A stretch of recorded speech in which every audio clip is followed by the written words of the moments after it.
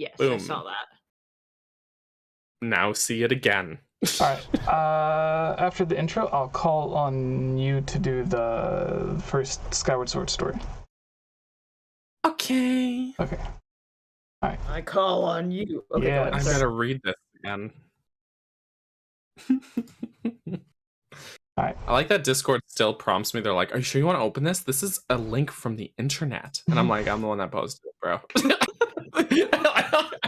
Alright, I'm gonna try to go live. 3, 2. Live and alive. I hope we're live. I hope you're alive and alive. I never know how much of my webcam is showing for the world, and I never know where to sit and position myself. Alright. Hello everyone, welcome to the Hylian Gamescast, episode 162, apparently. Yeah. Today we're going to be talking about Tantalus's interview about Skyward Sword HD's development, the new Pokemon trailer, and the PlayStation... Basically, it's their PlayStation Direct.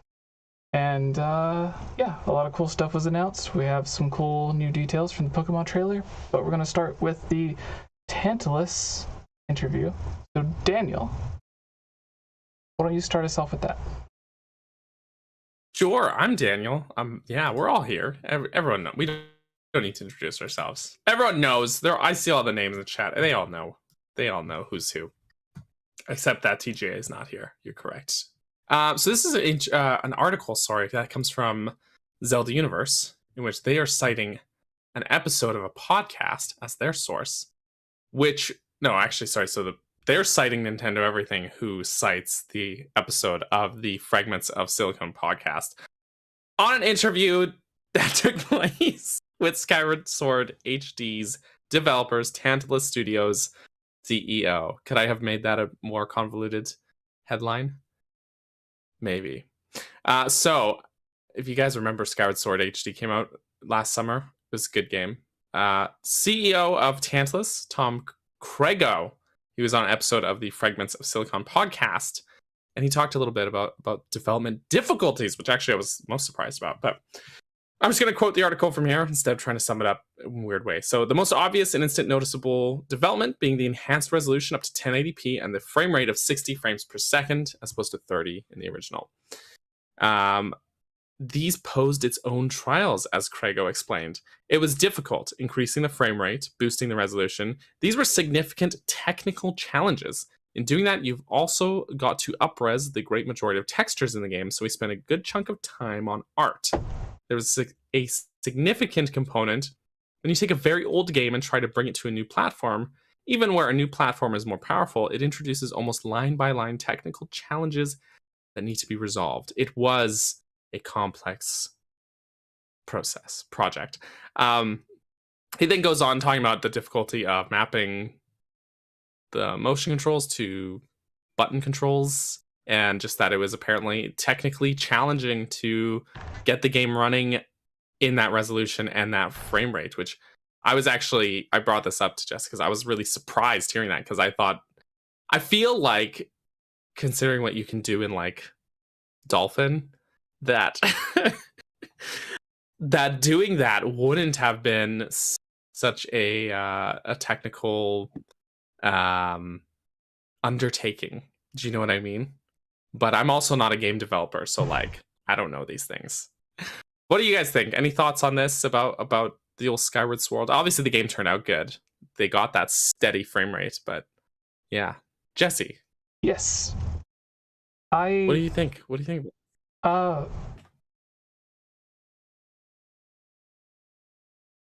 It's really hard for me to give an opinion because we don't know about changing like the native code of the game, like the code that the game's actually running on with the Switch or the Wii,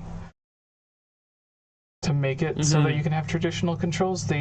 It's a lot better than it is on Dolphin Emulator when you do it, but at the same time, with Dolphin Emulator, you can still program it so that you are just only using the right analog stick, and it works like 85% as well as it does in the official port or remake or remaster for the Switch. I don't know what kind of technical stuff goes into that. I imagine it was hard. Maybe the length that it took was only like 2 or 3 people trying to do it, as opposed to like a whole team, and then like weeks at a time went by where they were getting approvals or, hey, you should make this better, from the actual Nintendo team. And that's what stretched it out so long. Or maybe it was just something that they worked on and got it mostly correct, but then just kept on trying to perfect as much as they could for the rest of the development time. So I just find it odd. I don't really know what to say about it, but it is For sure. interesting. But yeah, for those who don't know, if you use the Dolphin emulator with Skyward Sword, you can basically just do the same thing that the Switch thing does. So I don't... Yeah. Yeah, apparently another takeaway I had from this article was that they say it took about 1.5 years of development time because of those technical setbacks, as it were, or technical challenges. So that was interesting because like Wind Waker HD was done in like half a year, like 1/3 of that time, right? So that's interesting. 𝗏𝗧𝗏𝗃, 𝗬𝗵𝗲, you haven't said anything about this yet. Tell us your thoughts, if you have any. I mean, I don't have big thoughts, but at the end of the day, like, if they didn't figure... I think that Nintendo puts people in a really weird place where if they wanted to do something without motion controls, they really have to think about it. Like, porting an old game over with motion controls and then going, wait a minute, but the Switch Lite exists. If we don't make this compatible, Switch Lite users won't be able to use or play this game. And I just think that's crazy. They did kind of put themselves in a box that way, yeah, you know, with what they could do. Yeah.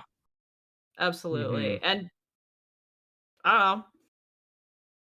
I just think it's crazy that we're even able to port games. I think that's nutty. Sorry. You're nutty.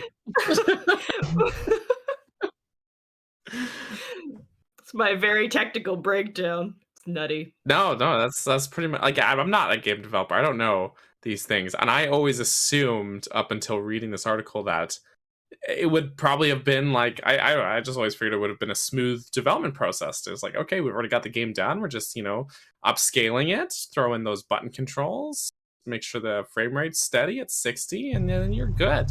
But reading about it and like talking about the technical challenges and the complexities of it, I'm like, I really don't know what the heck I'm talking about. So it does make me wonder, though, if they are going to have like these difficulties with other games and porting them over, and maybe that's why we don't see them as soon as we would expect to. That's a good point as well. Though I feel like, let's say Wind Waker and Twilight Princess aren't as motion control oriented, so those would be easier projects, I assume, because like Twilight Princess on Wii obviously did have motion controls, but they weren't the 1-to-1 motion controls that Skyward Sword had. Like basically the waggle was just your input for the B button, because it didn't matter which direction you waggled, Link would still swing in a predetermined pattern. In Twilight Princess on Wii, the same pattern that pressing the B button triggered on GameCube, and then on Wii U, right? So like they, aside from the pointer controls, the motion controls in Twilight Princess for the sword didn't really matter. It was more aiming with the bow and claw shots and stuff that actually mattered on Wii, at least. So yeah, I don't know. It's interesting. Skyward Sword is built different than other Zelda games. So built different. It's built different. Yeah. So this was just a mini short topic, I guess. There's not too much we need to dwell on there, but this article's on Zelda Universe if you guys want to read it yourselves. I only read about 1/3 of it to you. But it is an interesting read if you're interested in that development stuff. So yes. Jesse. Yes. What's next, my friend? Our next topic is the new Pokemon trailer that came out. Have you guys been able to watch the trailer? Yeah. Heck yeah. I have on Nintendo Life, the website this breakdown comes from. It's just got all the different details of the trailer. Titled Feature: Everything You Might Have Missed in the New Pokemon Scarlet and Violet trailer.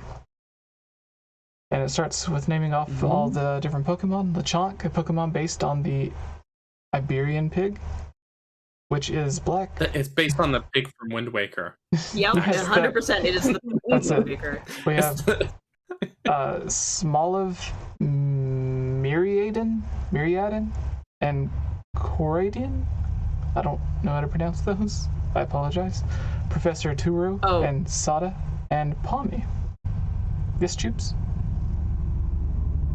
Oh, no, I was just saying that I don't know how to pronounce them either. They're legendaries. Who knows? Same. Legendaries. The legendaries are apparently themed after motorbikes, from what this says. Did you know that Spain is really into motorbikes? We did not, but motorbikes and motocross off-road motorcycle racing are both big themes in this new region, perhaps like football was in Galar. Here's the evidence. The legendaries, Raiden and Meridian, that's how I'm going to pronounce them. If I'm doing it wrong, I apologize, are both bike-shaped and even have wheels. They've also got Ride-On in their names. Their backs look suspiciously like seats and their shoulders look like handlebars, so they might be able to turn into bikes, Transformer style. Weird. At least one gem. I'll say that, like, oh yes, that wasn't the motorbike thing. Just like was not the vibe I got from the trailer, because I got more of the vibe of this sort of like primitive nature sort of caveman era versus futuristic technology era stuff. Yeah. So like you look at the two professors, for example, one of them straight up like Amazonian woman, cave woman, whatever, and then the other one is like Kit Ellis in Tron gear, and so. But also, like, you know, I've never seen a dirt bike that hovers.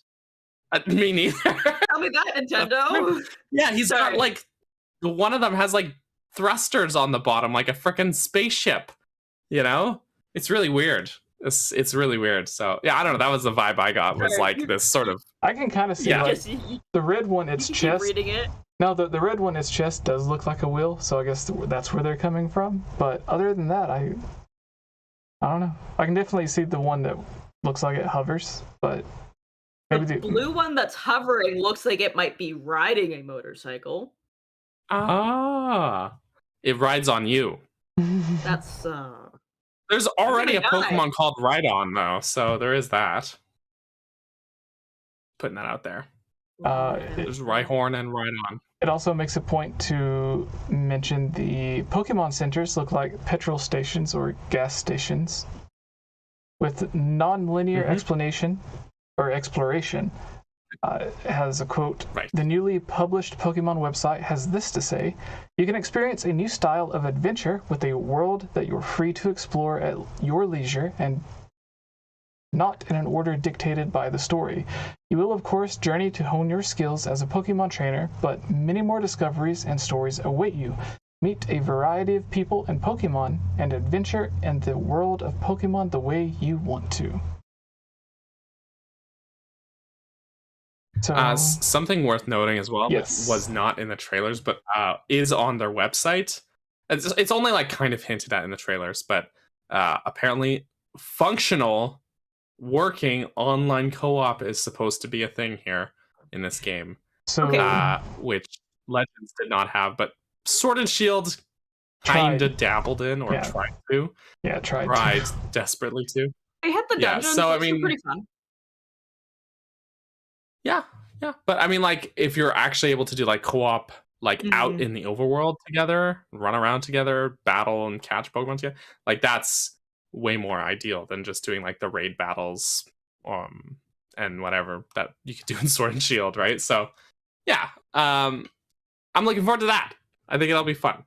Had a fun dynamic. Though, like, I would have never known that there was a co-op focus to this game because they don't say anything about it in the trailer. The only way that they hint to it is that 4 trainers come together and then 4 trainers break apart. And I was like Like, I think that's how they're Right. telling us that it's a co-op game, but I was just seeing, like, diversity There- and, like, backgrounds and, like, what you can dress your character as.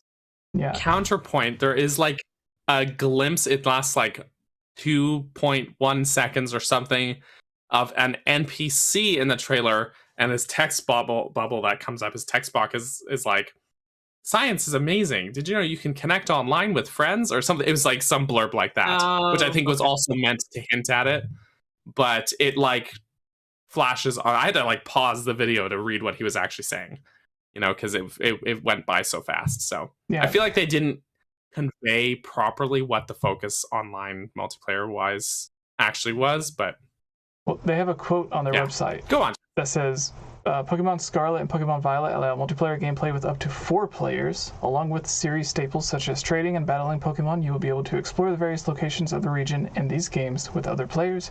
You can discover new Pokemon and explore unfamiliar areas with your friends and family, opening the door to an adventure more precious and fun than ever. The really neat thing that I see that they're mentioning is that Pokemon are accurately sized for the first time. So if you come across a giant Pokemon, it'll be giant. If you come across a teeny tiny Pokemon, it'll be teeny tiny. Like in this, the image I'm seeing, it has what they're calling 𝗶𝗶𝗃𝗄𝗃.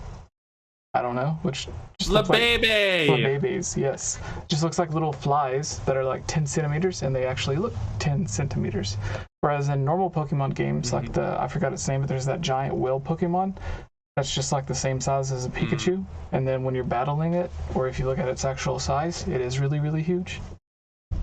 So accurately sized Pokemon is really cool. Yep. Whalmers will be enormous. Good. As you'd expect. Yeah.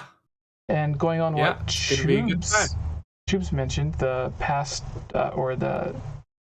past versus future or whatever. It says it looks like Scarlet and Violet will be based on the past and the future, although it's not clear what that means. Read more about it here. So yeah, it mentions that as well. The whole technologically advanced theme plus the old theme. Maybe that's the theme they're going for in this one. Interesting. I mean, it's also an article and speculation, right? Yeah. True. But you seem to have the same thought, so kind of goes with what you were, at least what you pulled from it. Yeah. Yes. Yes. Stoked for it. I think a big part of why I'm so stoked for this game is because I remember we had that conversation about what do you think we'll see next, and I called a new generation of Pokemon. So I'm just stoked. I think it's gonna be fun. Yeah. No, I mean, I kind of saw the trailer and I wasn't mind blowing, freaking out, yelling, falling out of my seat. But I do think it looks good, and I think I like the way that Pokemon is headed, as a series. I really enjoyed Legends Arceus. Yeah, it was fun. And it wasn't Game of the Year, but it was really fun. It was really good. So and it does seem to be kind of following suit with having that more I would say Arceus was more not so much open world as sandbox maybe. With segmented provinces. So to see if it's supposed to be going in that more open direction. Considering Legends was their first try at it, seeing what they've got with an extra extra development cycle, basically, it's exciting. Yeah, it should be fun. And also on multiplayer will be, I think, really fun. And yes. I think it'll be really, really great. Especially because they're doing the dual release again, which they didn't do for Legends Arceus. So yeah, I know, Kayla, you mentioned that your boyfriend will get one, you'll get the other, and then if you can play online together, neither of you are just gonna miss out on one type of exclusive Pokemon you can trade or whatever. And yeah, I know that's the whole point of Pokemon having dual releases, but if you're actually able to do online co-op as well, that just makes that aspect of it all the more appealing to me, at least. So yeah. But Jesse, sorry. Oh, okay. Oh no, Chimps. No, sorry, Chimps, Kayla. Sorry, go ahead. No, it's okay. I was just gonna say, like, of course I'm still gonna be trading Pokemon back and forth with Morph, because guaranteed Morph will be the one catching all the Pokemon, and I'll need to complete my Pokedex somehow. Oh, there you go. There you go. Oh. All right, Jesse, go. Okay, I was just gonna say that I wanted to know your guys' thoughts, where it says the dynamic overworld leveling and everything. So usually gyms are based on like this is gonna be wrong, but just for a weird example, the first gym, everything's like at level 5, the second gym, everything's like level 10, and then third, level 15, fourth, level 20, so the Pokemon levels go up in the gym as you're progressing through the game for each one. With this one, do you think it's going to be like no matter which gym you go to first, it's going to be at that first, like the lowest level, and then everything will just level up as you beat the gyms? Or do you think it's still going to be like, well, this gym is level 40 no matter what level you're at, so you could go to it if you wanted, but you're probably going to lose, so you might be better off going to these at the beginning? Or is it going to like level up with you as you progress? I guess if they were doing it open world, it would make sense for you to be able to just hop into anything. Yeah. But I can't imagine that they would... I don't know. Because at least with, like, for instance, Breath of the Wild, it being open world, and you being able to complete the game in any order that you want, there isn't really a difficulty cap for each of the dungeons. So... I don't know. Yeah. I'm very interested to see how they go about it. Yeah. I mean, I think scaling them, like, just in some way would be best, because, like, you bring up Breath of the Wild, for example. With the Divine Beasts, I don't think they're scaled appropriately. Like, no matter what you do, or what order you do them in, they always are, like, that same level of difficulty. And because you can do them in any order, I feel like they don't make any of them difficult enough, really. The exception maybe to that being that Thunderblight Ganon is harder than the rest. But even then, it's like, well, the rest of the dungeon wasn't really like harder than any of the other ones, per se. Yeah. And so it feels like Nintendo was a little scared to make any of them too hard in case that was the first one you came across. Then it would be too hard to beat. But because of that, they all kind of fall short. If it's like your last one, you're like, okay, well, this was not too bad. This was, you know? So I don't know, like what Jesse said earlier, I think actually works. Like if there's an internal system to scale things up based on how many, if there is even gyms in the game, how many gyms you've done. If there's 8, there's like a counter. Okay, you've done 1 gym, so whichever one you do next, you know, the Pokemon will be leveled up to this, whatever this level, or the Pokemon that you're facing off against. And then now you've done this many gyms, so that means there has to be everything scaled up to this amount. I just think that would make the most sense to keep things challenging. You might not need to do that in the overworld so much as in the gyms. I think it would be really important.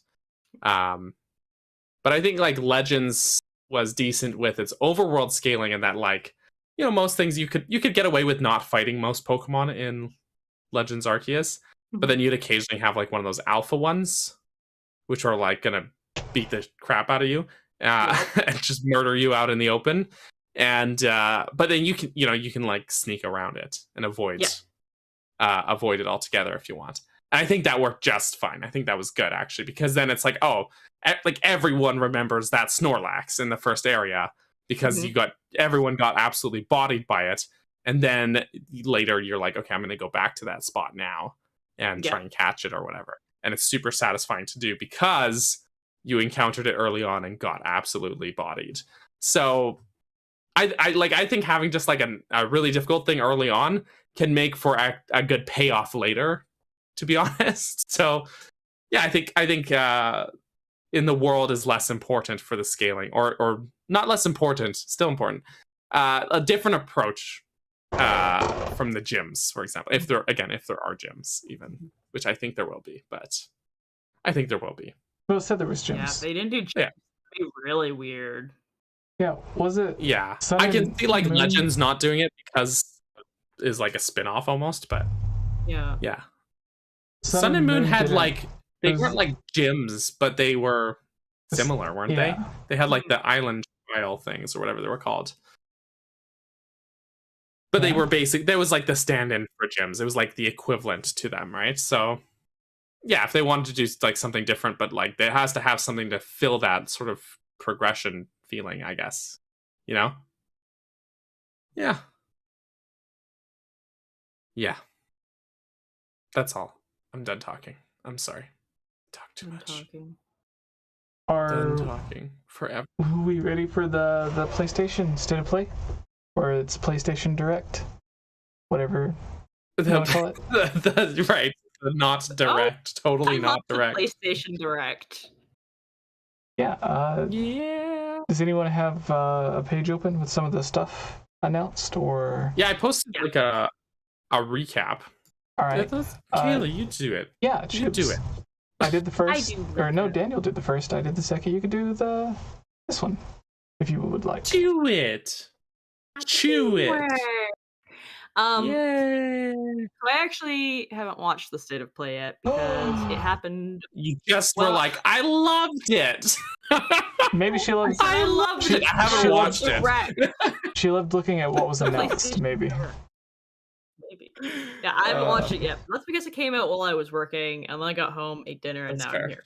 I'm here. That's Yeah, fair. they did their State of Play today, and it seemed like most people weren't like super bummed about it. Like some people seemed happy enough with enough enough. Mhm. But yeah, so they have announced Resident Evil 4 remake and Resident Evil Village for VR, Walking Dead Saints and Sinners, Horizon Call of the Mountain on VR, Spider-Man remastered PC port, which I guess means that this isn't console exclusive anymore. Stray, the little cat game. I'm excited for that one. The Callisto Protocol, Roller Dome, Enter Knights, Street Fighter 6, Tunic. They're finally bringing over to a different console that isn't just PC. Season, Bring a letter it to to Switch. yeah, and then Put season, it on a letter. Switch. Oh my gosh. A Letter to the Sorry, I'm Future sorry. and Final Fantasy 16. So yeah, I'm gonna predict right now that Tunic's gonna be announced for Switch in the next direct in sometime this month. Mm-hmm. They're gonna have a direct this month, and Tunic will get announced for Switch. absolutely. Like if they're moving it from Xbox to PlayStation, Mhm. of course it's going to be on Switch. You don't just make one Oh, yeah. console without making all of the consoles. Mm-hmm. Yeah. And it's Yeah. obviously inspired by Nintendo or Zelda. So Mhm. And like if you like, the game looks gorgeous, but it's not like so graphically intensive a game. Like it's got a very minimalist art style. And Switch could run it. Like that's all I'm saying. yeah, if Absolutely. it can run Right. Witcher 3, it could run Tunic. It can run this like 2.5D isometric Yeah. Zelda light. Yeah. Although I did Yeah. reach out to one of the developers of Tunic. If they're watching, we're not saying the game looks bad or anything. We're just saying it looks. Oh, the first thing I said was the game's Yeah. gorgeous. Yeah. It looks lovely. Like it's a great. Yeah, no, art it's style. just that it's the art style Yes. is minimalist. Mm-hmm. I'm just gonna say outright as well. Resident Evil 4, my favorite Resident Evil game, is awesome. The remake looks very good. I heard it was but based off of your life I story. already know from Discord. No. Yeah, that's true. I was actually the president's daughter that got kidnapped. So no, but I really hope, and I know Kayla also said this in Discord earlier. I think I might have said it as well. But I really hope that the gameplay changes are minimal. That this is just like we're making it really pretty and modern visuals, and not like a complete overhaul of the game. Because Resident Evil 4, I played it a couple years ago, and it still holds up. Honestly, like the gameplay is really good. I really wouldn't want them to change anything about that. And a lot of people don't like the tank controls. And I was thinking about it, and if someone's like, "What the heck's he talking about tank controls? This is a third-person shooter, not a vehicle game." What I mean by that is that, and I know you guys know, just for anyone who doesn't, that's listening, you cannot aim and shoot at the same time as walking. So in order to walk, you have to basically plant your feet and then switch to aiming mode and then aim and shoot. And a lot of people do not like that because it's tank controls. It feels sluggish, like you're driving a tank. But I really think it works for Resident Evil, especially Resident Evil 4, because you're fighting all of these slow-walking farmer dudes. There are almost no enemies that run at you in that game. I'm just putting that out there, and almost no enemies with ranged weapons. And so if you're able to run and gun as Leon in this game, you're at a huge advantage over every enemy you encounter. Absolutely. But because, just from a gameplay standpoint, because you have to plant yourself, you cannot run and fight. Like the fight or flight thing, those are your options. You cannot do both. So when you choose to make your stand, you have to be strategic and you have to basically face down an impending threat without running if you're going to fight them, or you run. But I think for the sake of this being Resident Evil, that works. That works well to the advantage of the gameplay, the overall tone of the game, and it's also like just a really good game. Aside from that weird control thing that I wanted to talk about, because it's like I think it kind of revitalized Resident Evil in a way. Like, not that the old games were bad, but like that's the one that's like the Ocarina of Time for Resident Evil. Do you know what I mean? Absolutely. That's a weird comparison.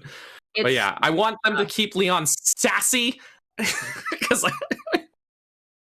keep the tank controls and the suplexing and the kicks and stuff. So oh yeah, absolutely. Jesse, did you play Resident Evil 4? Yeah. Actually, no, I have not. I've played it for like 5 minutes, but I don't count that as playing it. That was just me picking up a friend's controller and running around or whatever. I love, from everything I've seen from it and everything everyone's always said about it, like there was a huge break in the fan base, I guess, when it went from like Resident Evil 4 to Resident Evil 5, because that was more of like, it took out all of the survival horror elements and it was just like a run and gun action oriented, basically like if they made Call of Duty's main campaign to where you're trying to stop zombies instead of a terrorist group or something. So it was basically like that, but with part 4 or Resident Evil 4, it has the more of the style that I like. So I'm interested in seeing if they do update the controls, because they did update the controls for the previous remakes that they did. The last one that I played, this kind of goes along with the other Resident Evil thing that they announced, where, was it 7 getting, or no, 8 was getting, which one? Village? One of them was getting like VR support or whatever? Yeah. Which one did it say? Yeah, it's Village. Okay. Village, or is it 8? No, it's Village. It is Village. Okay, yeah, sorry. Yeah. Jesse, go on. Yeah, go it's on. Village. I should have known that. It's the one with the... Yeah, it's going to VR too. A really long time ago, whenever... What was it? Resident Evil... No, so this is 8. Well, 7 was Resident Evil... No? Was it 7? Yeah. I'm getting confused. Anyways, I played it on... I think 7 was Village, wasn't it? Or no. Now I'm getting mixed up. I have no idea what you guys are Don't listen to me. Go on, Jesse. The name it used for its subtitle was like was it Biohazard or something? I forgot what it was. I used to have it for like the PlayStation 4 when I had the PSVR. And yeah, 7 was Biohazard. Yes, that's right. Okay. Which is funny because isn't the series called, like, it's called Resident Evil in the West, but in Japan I think it's called Biohazard instead of Resident Evil, which is weird. It's like a weird Nintendo thing with Zelda, where it was the Hyrule Fantasy in Japan and then The Legend of Zelda in English. That's right. 8 is Village though. Okay. But yeah, you're right. Like, that would be like if the next Zelda game was called the Hyrule Fantasy, because you're like, well, that was what the original was called in Japan. So yeah. It would be weird. Yeah. Yes. So I think it's cool that they're doing the VR thing again. That was a big selling point. One of the main reasons I bought it for PlayStation 4, which was also based off of it was supposed to be a Silent Hill game, but the PlayStation 4 demo of PT, because it's like very similar. You're in the haunted house, whatever, walking around. Yeah, I really like that, so I bought it, and I had the PSVR at the time, and it was really fun. So I'm excited with this being on the PlayStation VR 2, whatever they are calling it. The improvements and everything that it has, I am looking forward to becoming rich and playing it, because I don't imagine I'll be able to purchase one until I am. So yeah, I can't see myself getting a VR too either. Yeah. No, I'm not. I don't really want VR in general. I'm just not into VR gaming. But you never played Breath of the Wild in its VR mode? No. It was horrible. No. The thing is that, like, I like to be aware of my surroundings in real life. Mind VR gaming. I've definitely played a good handful of VR games, and I always have fun playing them, but yeah, I don't like having to wear, like, I'll sit down and play games for like 10 hours. Why would I want to sit there with that? Yeah, like, right? I don't get it. And people like sit there and play, I don't know. People probably love VR. I get it. Know. But I don't get I mean, it, maybe for me, obviously, like, and this probably goes for Jesse as well. The parenting standpoint is that, like, if I'm gaming, I have to at least keep an eye, like, at least in my peripheral, on a whole other human being. You know, like, yeah. So there, like, there is that, like, and my son's pretty. He's like 9, right? So he's like pretty self-sufficient. But even still, like, I'm not gonna, like, ignore him and, like, strap this, like, thing over my face so I can't. You know what I mean? Like, I don't know. Yeah. It's definitely like it's always fun to, like, play, you know, watch people play, but yeah, I don't know. Yeah. Someday Jesse will be like, there's immersive and there's, like, you're literally pulled into another world, like, immersive. Well, not literally, but yeah. But Resident Evil looks really good. Yes. Wanted to say, I played Resident Evil, and I've only actually played Resident Evil this way on the Wii. Mm-hmm. Ooh. I have the Wii version too. Yep, I've only ever played I originally played it on GameCube. It's pretty much the same. Wii has widescreen, which is good. Well, also, and the pointer controls. Yeah, but I mean, yeah, like, it's the same on the Wii. Is like you still can't aim and walk at the same time, right? Yeah. So, like, those, just the aiming is done with that instead of the sticks. But yeah, I originally played it on GameCube but it actually was my brother's copy of the game. So in adulthood, you know, when people are moving out, he took his game with him. So I ended up getting the Wii version later to replace that because I wanted to play it again. This is a funny story that I have. The last time I played it, there's some, like, scary stuff in that game. I'm also a wimp, but there's some scary stuff in that game. Last time I played it, I didn't want to play it around my son at all because I was like, it's gonna freak him out. He's like squeamish, right? And so I only played it at night when he wasn't around, and I would play it on. I was like trying to, like, make sure I wouldn't, like, you know, there wouldn't be, like, scary noises or anything like that. I was playing it only at night with, like, headphones in, like, plugged into, like, the Wii U gamepad, and so it's like dark, and I'm, like, with headphones. It's like the middle of the night, and I'm playing it, and it was, like, too scary for me. Honestly, there were some parts where I was like, I can't keep going. It was too much. It takes a lot to frighten me. I bet. Oh. I'm sorry. I'm sorry. Because you're already so scary. I don't know why I said it like that. So funny. Oh my gosh. No, I'm sorry. I am sorry. I played it, and I was quite young when it first came out. I think I was like 12 or something crazy like that. I was pretty young. And I got my head cut off for the first time with the chainsaw. Chainsaw guy? Yeah. Oh, yeah. That terrified That's me. another thing. If you can run and gun, if you don't have to stop to aim, that chainsaw guy is meaningless. Yeah, because you could just walk like in like a semicircle around him, just shooting the whole time. That's what makes enemies like that work. Is because in order to fight him, you have to stop and let him approach you. This is what I'm saying. It works. It scared me so much, and it's the only time in my entire life that I can ever recall being scared where I put the game down and went straight back to playing Twilight Princess. Oh man.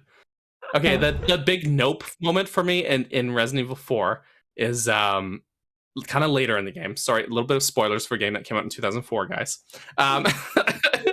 Bit of a spoiler. But in the later parts of the game, there's like the laboratory area that's like on that island. You know what I'm talking about? Yeah. And you get an item. It's like a thermal sniper scope. And then there's this enemy, and in order to kill him, you have to use the thermal scope and shoot like very specific parts of his body that are like glowing, basically. And that enemy, you always hear it breathing before you see it. They'll be like around a corner. Yeah. That's the animation. And it's just that they've got that grotesque, wet-sounding breathing, like that uneven, that heavy breathing, and that just like that again, middle of the night, in the dark, with the headphones on, like that just was like a nope moment, like that's so funny. Like I can't even think about it. Like it's so gross, it's so tense, it's so scary. Love it, love that game. Oh, good game. But we have a super chat. I was about to get to that. Chat. Yes. Taker. You want to read it? Sure. Taker. Do it. I have to scroll up. Oh gosh. Super chats $10 and says there's a cutscene in Resident Evil 4 that you can trigger with a rocket. When the priests are standing around this pulpit, you can kill them before they run off in the cutscene and get a big treasure easier. Thank you, Taker. Don't know where I'd be without that sage advice. I think I know exactly where you're talking about. I don't. It's been a couple years since I played the game. Dang. All right. I'm gonna have to make a mental note of that. I'm hoping the remake doesn't change too much. I really am. Yeah. I'm just saying. Yeah. Yeah. But yeah. Things that I'm excited. It's cool that they're bringing that. That they're doing the Spider-Man remastered PC port. I think that's really neat. Spider-Man's good. Yeah, it's a good game. Really good.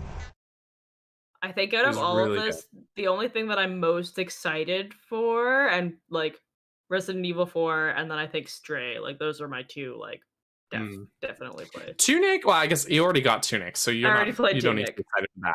I don't have an Xbox, so I cannot play Tunic. Well, nor do I have a gaming PC. I have an editing PC. I could have played it, but I would rather sit down with the controller and play it on a console, to be honest. So okay, but first of all, you have to play Tunic on a controller. It has controller support. Anyways. Good. But you know what I mean. I want to sit on my couch. Jesse, you liked Final Fantasy I do. 15, right?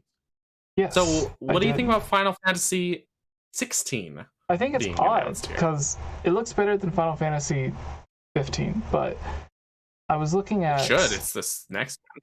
Yes, but I think the last Final Fantasy that released was Final Fantasy 7 Remake or whatever, and I think it actually looks better than this one. But maybe... really? Maybe that's due to like different engines working differently for PlayStation 5. But I think they both look great. It looks a lot closer to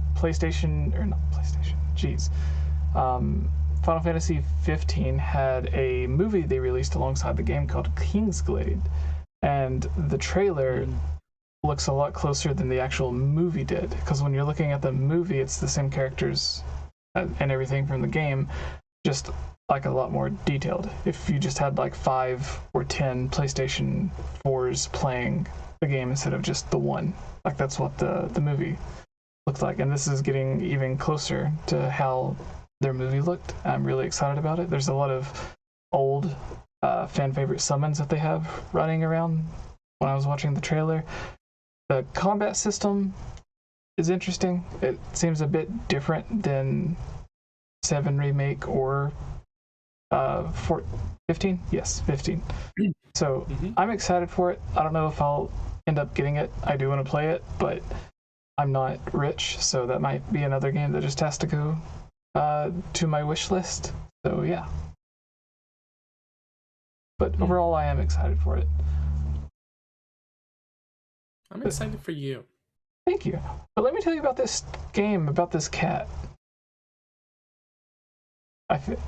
This cat? Are we going to talk about Stray? I mean, unless you guys want to talk about Final Fantasy. Like, I couldn't tell anything from the story or anything. I don't know anything about it. Yeah. I don't know. Tubes? But I do like cats. Do I want Final Fantasy? Yeah, what were your thoughts? I just kind of skipped you guys, but yeah, because I'm watching I this. haven't played a Final Fantasy in 100 years. I think I played Final Fantasy... Was it 13 that has light? Yes. Light? Yes. Lightning. I believe it's lightning. All of the protagonists from Final Fantasy are named after, like, weather stuff. Yeah. Like Final Fantasy X had Cloud. And Tidus. Yeah. Tidus? Is that a weather thing? Like Tide. Yeah. Or whatever. Ocean Tide. But what about Zack Fair? Maybe they didn't consider him one of the main protagonists. What's Cloud named after? A type of soup. I don't know. It's a type of soup, Daniel. Good soup. Cloud soup. Good soup. Yeah, Cloud soup. I haven't played anything since Final Fantasy 13. I played a little bit of the Final Fantasy 14 for like online. That was quite fun, but the community was quite harsh to get into. I wonder. Oh, and I did play a lot of the Final Fantasy with Tidus in it, even though he was a whiny brat the entire time. Yeah, so I don't have any really big thoughts of Final Fantasy because I've been so detached from it forever. I've dabbled in Final Fantasy, but I've never actually beaten any Final Fantasies or really got attached to it. But as always, when it comes to stuff like this, I'm excited for their fan base because we have so many people in our community that also really like Final Fantasy, and they probably just absolutely lost it. Probably. And that's what's exciting about that sort of announcement for me. It's coming and seeing. Stray looks really good. I'm just putting that out there. I'm just rewatching the Stray trailer, and was it E3 that they announced it last year? Yeah, like, they announced it at E3. And I remember thinking that I loved the concept, but the game itself looked a little rough. It was either the Game Awards or E3 last year. But I remember that they announced it sometime last year, and I remember thinking like, yeah, the game looks a little rough around the edges, but it looks fun. But like I'm just rewatching the trailer again here, and I'm like, you know what? It looks like they spent whatever time between now and then has passed, like really cleaning this game up. Like it looks like real good, and it actually looks like there's a lot to do now in this game. It's a good trailer, honestly. Yeah, it reminds me of I'm loving it. What's the name of that game where like the parent, I guess it's the parents, get like shrunk down and you have to like, you can play multiplayer together? It Takes Two? Yeah, It Takes Two. It reminds me of that, but with cats. Yeah. Like it has the same level design and puzzles and stuff. Also, the fact that you're just like a cat is great. And just doing cat things, climbing, jumping on roofs, going on little cat adventures. I love that. I think that like, I love that. Because it's about a cat, everyone loves cats, right? Why? How could you? Better. How could you not? Well, no, you remember Matt that we worked with before? He didn't like cats. He was very open about it. Well, this game isn't for him. If you're ever watching this, this game is not for you, Matt. Love you, buddy. He's a great dude. His potato of choice was vodka, so I don't know if we can trust him. Matt was totally a dog guy. Like 100%. Yeah, he was very much. He was a dog. He was a dog person through and through. Yeah. No one. Everyone's like, "Who's Matt?" It's just old coworker of ours, guys. It's fine from back in the day. On the Wikipedia page, It literally says most of the team also owns cats. Nice. Yeah, I mean, you need to pull from real life when you make art. You know, art. So who's gonna model for the walking? It's got to be a cat. Yeah. I love that. That's great. Yes. Yeah. I think that because looks great. It looks so polished, I think that's what's gonna get people excited about it, because who's gonna go out there and play a game from the point of view as a cat normally? Like, there's that VR game where you're a cat and you like destroy stuff. Like, don't remember what it's called. But that game is a lot of fun, but it's also very like kind of like it doesn't really have a direction. And yes, I love being a cat, but where am I gonna go with this? I know, I'm gonna knock everything off of the counters. So yeah, I'm sorry, I'm rambling about literally nothing. No, what's interesting though is that a lot of games where you play as like an animal character, they're like an anthropomorphic animal character, right? So it's like they're basically like a human, but like an animal, right? True. But this is like actually just a cat, like being a cat. You know, they're not standing upright, having a gun or whatever. You know, yeah, it's true. It's not animal. Well, in Animal Crossing, you don't play as, and the animal you play as is the human animal. So, cyberpunk meets cat. That's right. Except cyberpunk flunked, so let's hope have but better. It says it also. Well, in theory, they're going to finish developing the game before they release it. So it says it originally was going to come to PlayStation 4, 5, and Windows. It originally was going to release in October 2021, but was delayed. So, well, they've been doing good work with it since then. Oh, when it releases, apparently it'll be available on PlayStation Plus for free. So, congrats to everyone who has PlayStation Plus. I don't have that, but July 19th. So, about a month and a half away. Dope. Love it. Love it. So yeah, I guess any other thoughts we have about State of Play? Sony's not Nintendo Direct, not PlayStation Direct. Street Fighter looks like Street Fighter. It really does look like Street Fighter. Yeah. There have been a lot of those. I think that I know when the State of Play first came out, everyone was like, "Wow, boo," and they didn't do too well the first time, I think. But I feel like they're getting there. They're picking up traction. I think that's part of why today's State of Play was so well received, is because people had low expectations, and then when things were actually good in it, they were like, "Oh, hey, this is actually good," and they were able to just appreciate those things. Whereas I feel like this is an issue. Often people have very specific expectations for upcoming directs, even ones that haven't been announced yet, that kind of thing. And then they get all in their heads about it, and then they end up feeling let down or betrayed or personally insulted by Nintendo. And I don't think that Sony has that issue with their State of Plays yet, because yet. Give it time. Have enough good ones, and then yes, Jesse. I was just going to say, this was apparently PlayStation's version of their E3 conference this year. It was the first presentation for the Summer Games Fest. Oh. So maybe that's why it was more well received, because it didn't seem like it was as good as like a full PlayStation E3 event, but maybe they're saving stuff for another time. But it looked really good. There's a lot of stuff that was announced. It looks like the next big one is Xbox on June 12th. Is Sony not still doing something for Summer Games Fest? I thought they still have something else. Like, this wasn't their Summer Games Fest thing. I thought that's what... On this, it says on Summer Games Fest's website, it says State of Play June 2nd, 6 p.m. Eastern, 3 p.m. Pacific. An update on third-party and VSR2 games. Okay. Okay, I was wrong. That's fine. There's Happens. Tribeca Games Spotlight, June 10th. Netflix Geeked Week. I guess like games that Netflix makes on June 10th. Tomorrow, Right. or not tomorrow, on June 9th, it's just Summer Game Fest. A live cross-industry showcase of announcements and games hosted by Jeff Keighley. So I guess that's their big thing. Maybe they'll incorporate other PlayStation stuff into it. Because it doesn't say, like, it's not specifically third parties or PlayStation or Nintendo, just a cross-industry showcase.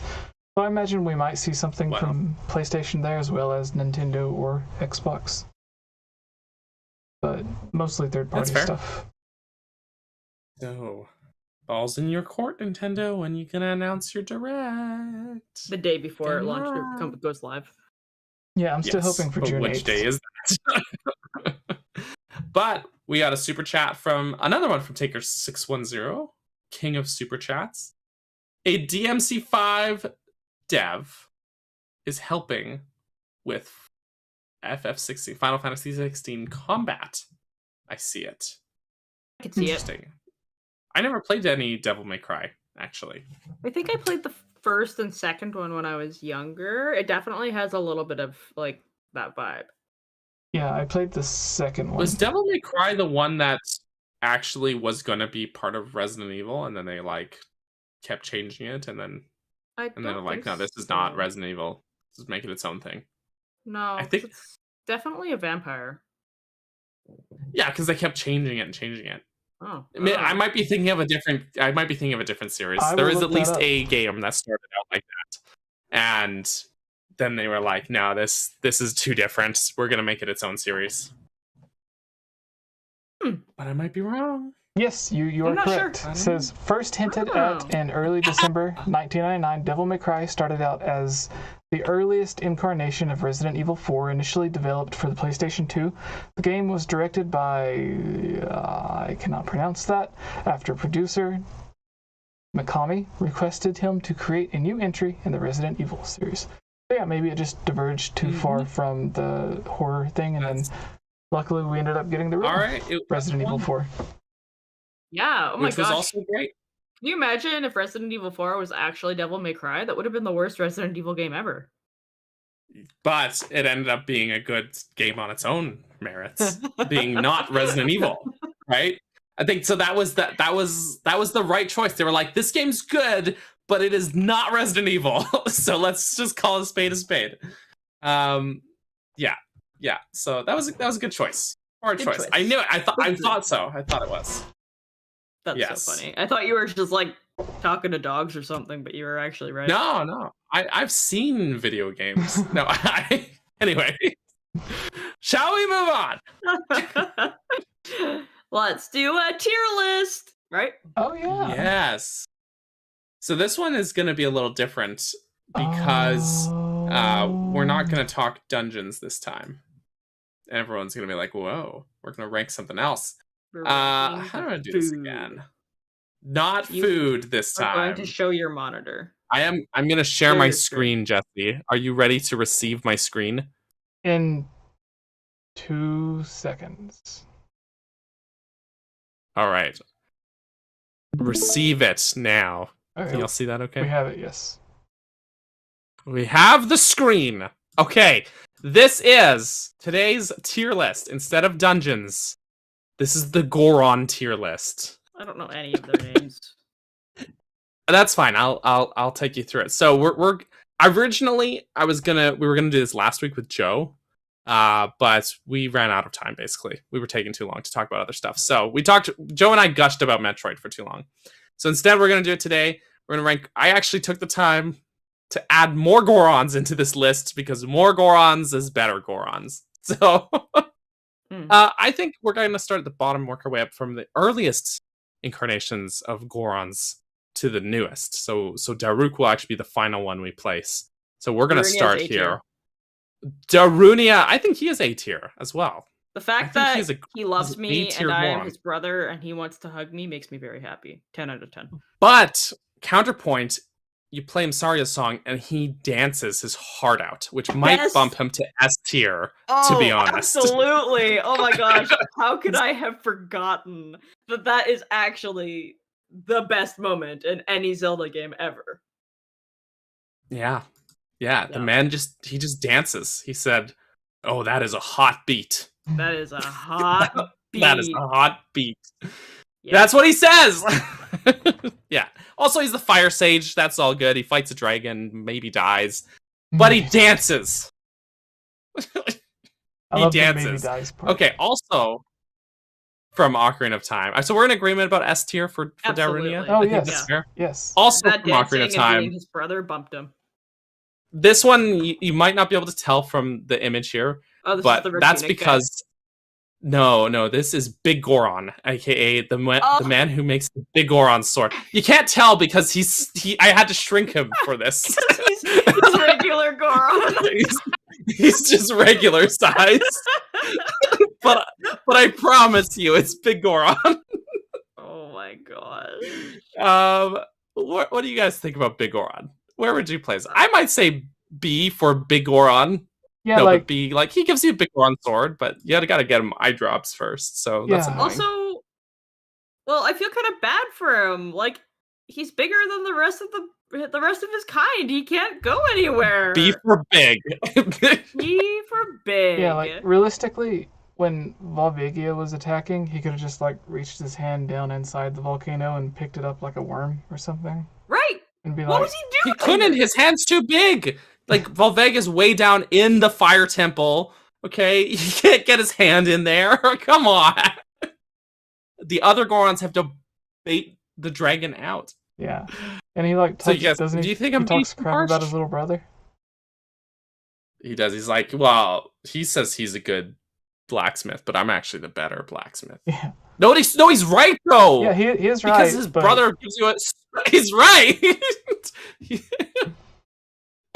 Where's the lie? You know what I should do, actually? I'm going to make him bigger so that people looking at this later are going to be like, yeah, okay.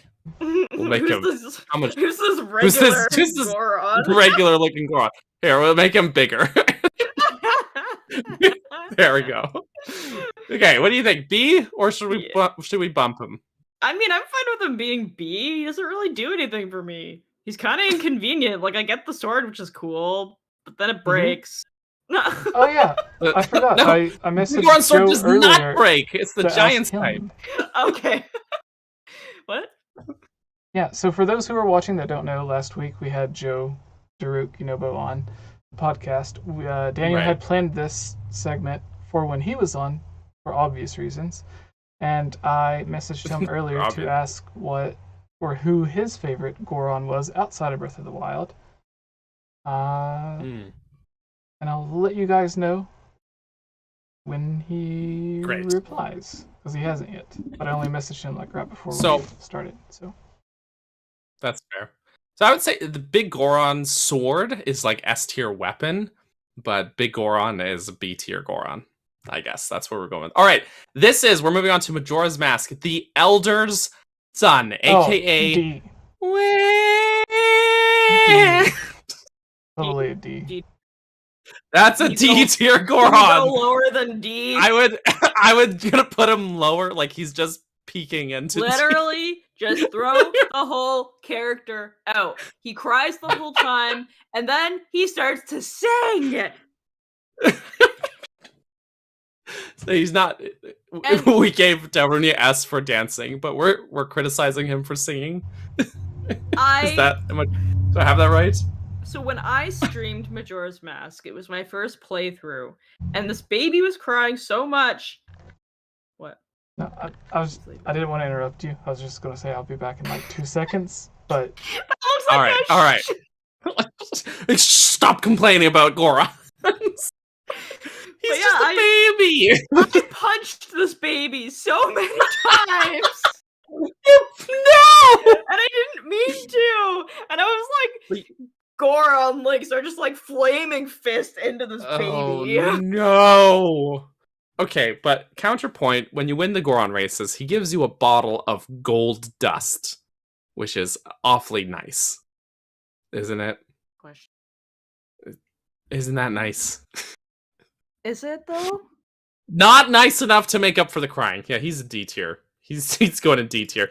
Also, his dad, the Goron Elder, aka Mr. Really Giant Lower Lip. I'm gonna throw him in D tier as well. Honestly, the man gets frozen immediately, like just frozen in place. He doesn't even believe you that you're impersonating 𝗏𝗏. He can't play his drum. He's not a good Goron. He's a D tier Goron. I'm sorry. He's oh my god. Oh no. Oh no. Yeah. So the father and son can stay here in D tier together. They can hang out in D tier together. Absolutely. Yeah. Great. 𝗏𝗏 himself. Now this is not Goron Link, because I think Goron Link would go in S tier. But the Goron that Goron Link possesses the body of is 𝗏𝗏. But here I have him just in he's just a ghost basically. So I might say C, maybe B. You know, he's just a dead Goron basically. Dead Goron. he's just dead. But like, I'm not gonna put him down with the baby crying. No. I'm not gonna be that mean. He can't be that uncool. He gave us the power. No. That's true. Maybe B. He taught us to Goron. He did. How to play some sick drums. And he leads you to the one place. He's not all bad. Yeah, I'd give him a B. B. Alright, he's a B tier. I was thinking he's a C, good Goron. Listening to 𝗏𝗵𝗲, I agree with B. Alright. B tier for 𝗏𝗏, the man. I'm sorry. If this were Goron Link, he'd be S tier. But this is absolutely. Yeah, this is the linkless Goron instead. Yeah. I just put them all in here as one entry. The Goron wandering traders from Wind Waker. They're all kind of one entry in my head. So from afar, I thought that was like, was it Bongo Bongo from what? From here, like the icon is so small. It's small. It's small. When I export the image to tweet it later on the official @Hylian Gamescast Twitter, please drop a follow. It'll be more clear. I was looking at it and I was like, you think Bongo Bongo's a Goron? He's the Goron! No! This is just all of the Goron wandering traders. Okay. From Wind Waker. Where do you guys feel these guys go? Definitely not S. Definitely not D. Yeah. They don't do anything unless you're in the trading sequence, correct? That's right. Yeah, they just trade you for stuff. They don't do very much Goron stuff, really. They just trade you. They're like, oh, you got a town flower? How would you like a sea flower? I've literally never interacted with these guys before you can put them in D. Oh, come on. You're going to put them with the crying baby? Absolutely. He also told a pun? I don't want... Is that a pun? Oh. Is he punning? What? There's no pun here. Okay, never mind. I didn't tell a pun. Oh, I see pun. C tier. I get it now. Sorry. That should have been a pun. I get it now. It was unintentional. C tier. I wouldn't say they're that bad, but they don't do very much Goron stuff. They just kind of float around and I agree. Yeah. Okay. So Jesse, what do you think? C or D? I go with C. You got to break the tie here. You go with C. All right. C it is. So they do provide one of the only longer side quests in Wind Waker. They do. They do. That whole trading sequence. All right. Next is Dangoro. This is the mid-boss of the Goron mines in Twilight Princess. He is the Goron man that you have to go, so long, gay Bowser, and throw him into lava while wearing iron boots. Yeah, I go with D. I honestly think he's an A tier. Oh, what? I went right for A. No, D. This is D. Because he goes into like basically destroy the main boss. Not only does he fail, but he ends up getting turned to the side of the bad guy. Like at least with Darunia, he failed and mayhaps died. It It was a misunderstanding. That's all it was. He wasn't like corrupted. He was just like, oh, I'm the guard. There's supposed to be no intruders here. So I'm gonna kill this guy that's intruding. Yeah, but it's like, and then he listens to reason. Why else would once you what? Would a human be in the middle of the volcano? First, ask questions later. Like he's not the smartest Goron, but but he's still a good Goron. He does Goron stuff, doesn't he? I'll take mine up to C then. C? Oh no! Okay, Kayla, you have to be the tiebreaker. You can average it. I was gonna throw him right into A. A is a little too high for him, considering my first impression of him is that he tries to beat me to death. Okay. But he is a little bit some redemption by the so long gay Bowser and being able to throw him into the lava like that. Wonderful. Love the use of the boots against him. I think he's a good guy. I'd put him in B. All right. Well, I think that's the average. B. That's there. I said A. Just said C. You're saying B. That's like that's the middle ground for all of us, and also so you get your way then. B it is. I think he's a good Goron though. You know who I don't think is a good Goron though? Is our next one. He's called 𝗵𝗃𝗀𝗃𝗀𝗀. I have all their names listed here. 𝗵𝗃𝗀𝗃𝗀𝗀. This is the Goron he's one of the Goron elders, gives you a fragment of the boss key. He also accepts charitable donations on behalf of Malomar. D tier. There's a whole side quest. Yeah, I think he's D tier as well. I'm seeing a trend here with these big lower-lipped Goron elders. I'm sorry, he just doesn't contribute anything. Well, he contributes to Malomart. Oh. Doesn't he? No. No, he's D tier. He is D tier. He is. All right, the next one is he's ugly and decrepit. He doesn't do Goron things. That's all I'm saying. 𝗏𝗏𝗃𝗃. This is the sort of voodoo witch doctor Goron elder from Twilight Princess. Where's the one with the saggy boobs? We're getting there!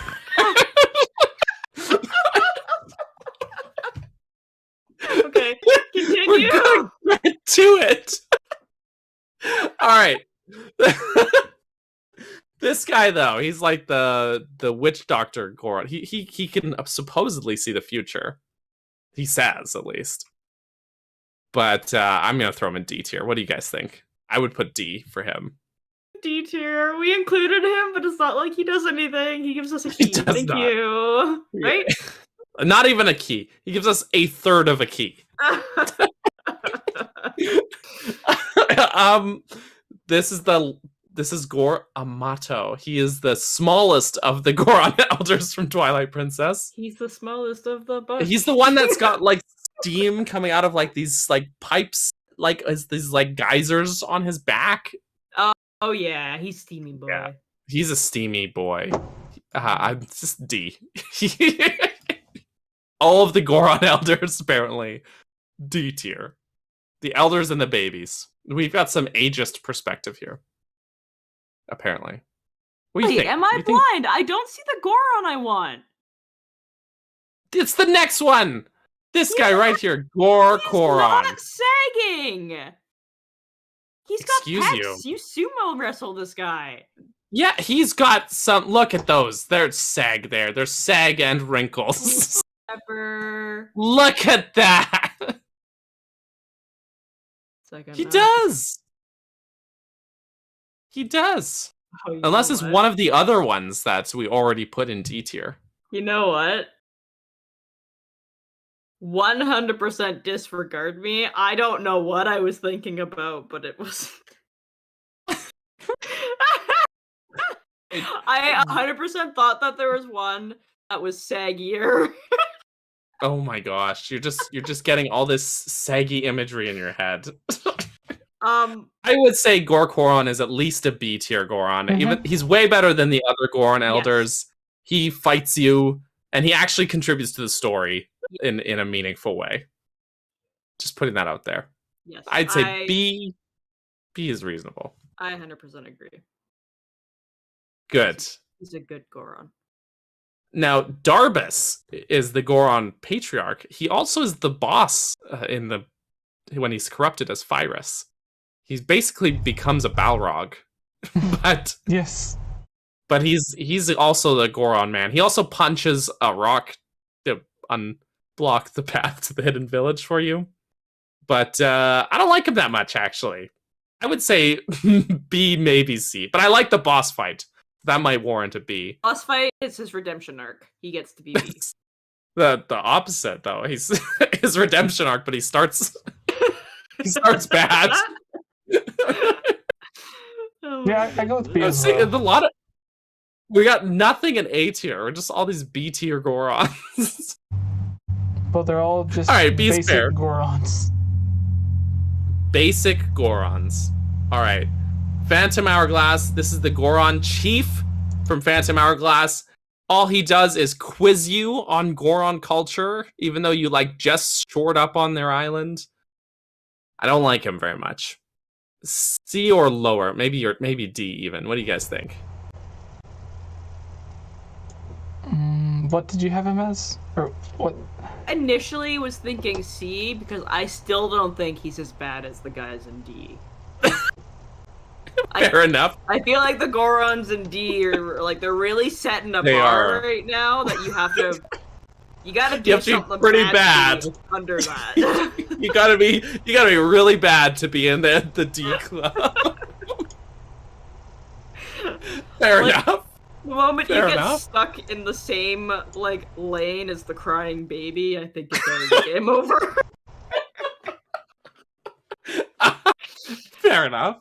Fair enough. He does quiz you, which is fine, but I'd rather not do it. Yeah. I'd rather not. I'd rather make my own quiz and make everyone suffer me. That's right. Suffer. That's right. Suffer. Jesse, what do you think about this guy? I'm gonna go with C. He's rather C as well? rather forgettable. So he is rather forgettable, but he's not sinful like the crying baby. No, you know. Oh, fair enough.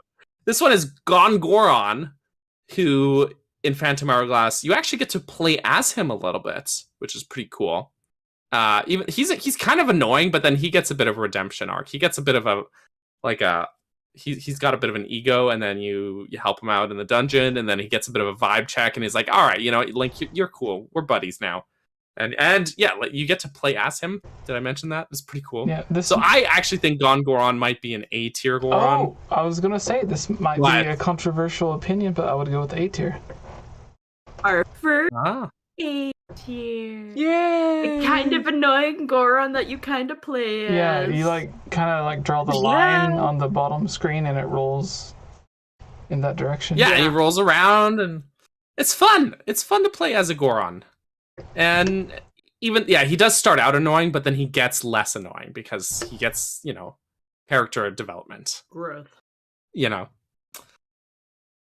So Jesse and I say A. What do you say, Kayla? I agree with What do you A. say?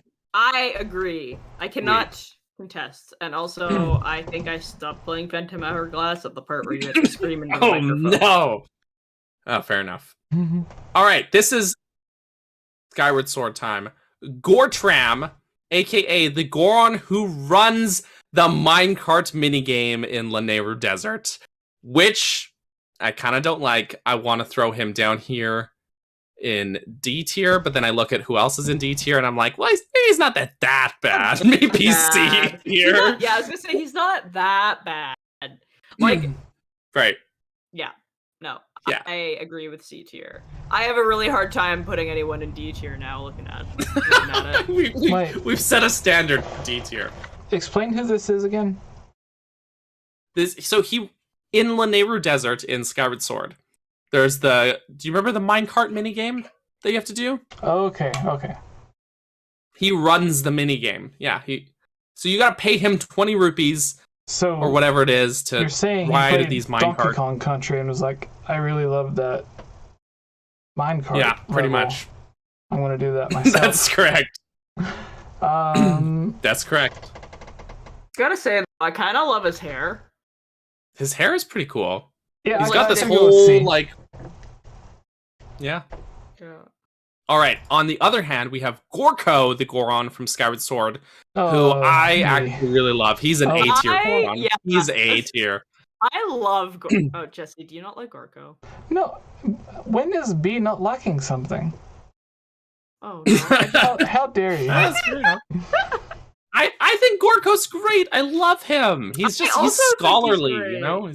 He's all like, hey, buds, I never met you before, but you're my best friend. I'm going to tell you all about these statues. Okay, yeah, A tier, because it is... And I love things. He's just like, oh, what? Yeah. Totally, yeah. I love 𝗏𝗏. I think he's great. Yeah. He's a good dude. He's a good dude. So unlike the Wind Waker Gorons that show up everywhere, like those are usually like different Gorons, this is the same Goron that shows up everywhere. So yeah, I'll go with A on this one. Yeah. He's going around doing his research, all that stuff. Yeah. Yeah, like telling you about goddess cubes. Link should have asked him to help out to get Zelda, because it's like, well, I go somewhere and like as soon as I get there, Zelda begins to leave. But also, as soon as I get there, I notice you're already there. So why don't you help me? Link should have asked for help. Yeah. He should have. He really should have. Yes, you're right. All right, we're nearing the end of our Goron list here, but here we have Grayson from Breath of the Wild. We're now into the Breath of the Wild Gorons. Grayson, if you don't know who the heck this guy is and why he's important, he is the Goron that is part of the Tarrey Town side quest. So he helps excavate the rocks and build the buildings in Tarrey Town, which is great side quest. So I would say like he's not the best. Maybe I would give him B tier. He's not bad, but he's not an A tier Goron. But would you give him a beer? What do you get? I don't know if he'd know what to do. He might get confused about the beer. I don't know if he'd know what to do with it. About a beer? Yeah. Because when Daniel said... Yeah, he looks like a child. He looks like a pile, did you say? I said child. Oh, child. I just know when Daniel said B tier. No, sorry, I was looking at the next one. Oh, yeah, the next one is. Yeah, so I heard I also beer like that he Daniel wears a said hard hat. A B tier, yeah. Fair enough. Hard hat. I like the hard hat. Hard hat's fun.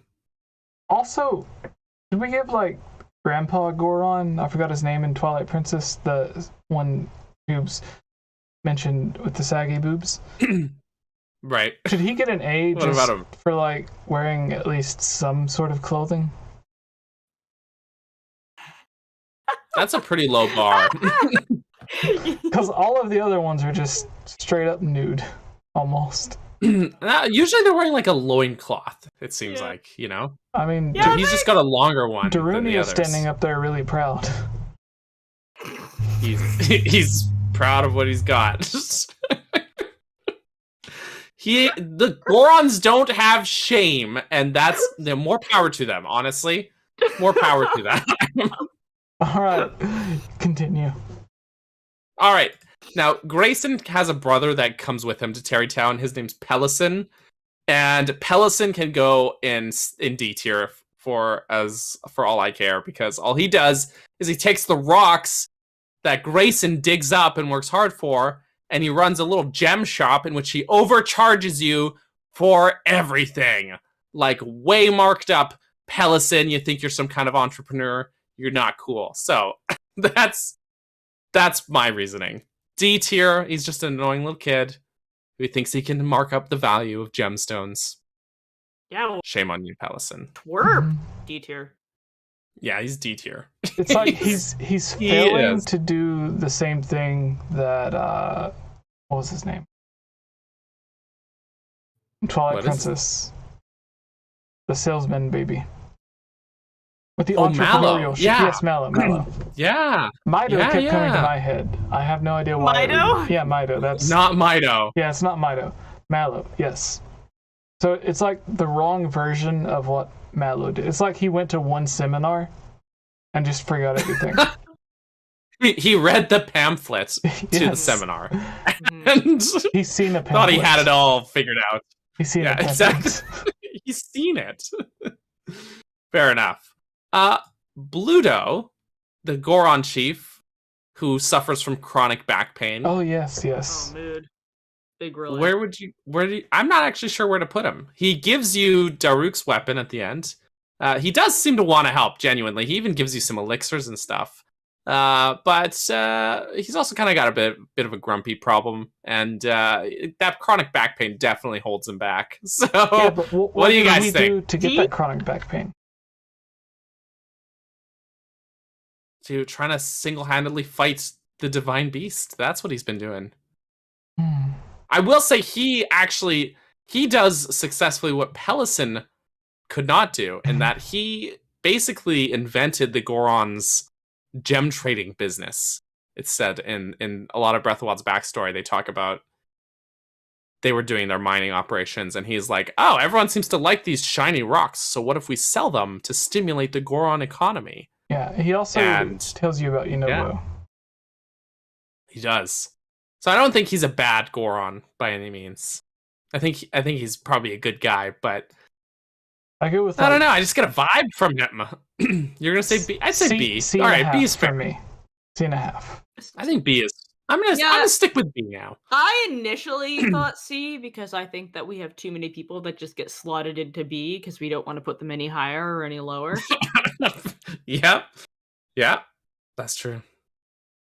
So are you saying C then? Should I bump him down? Should I bump him? Oh, he's not that cool.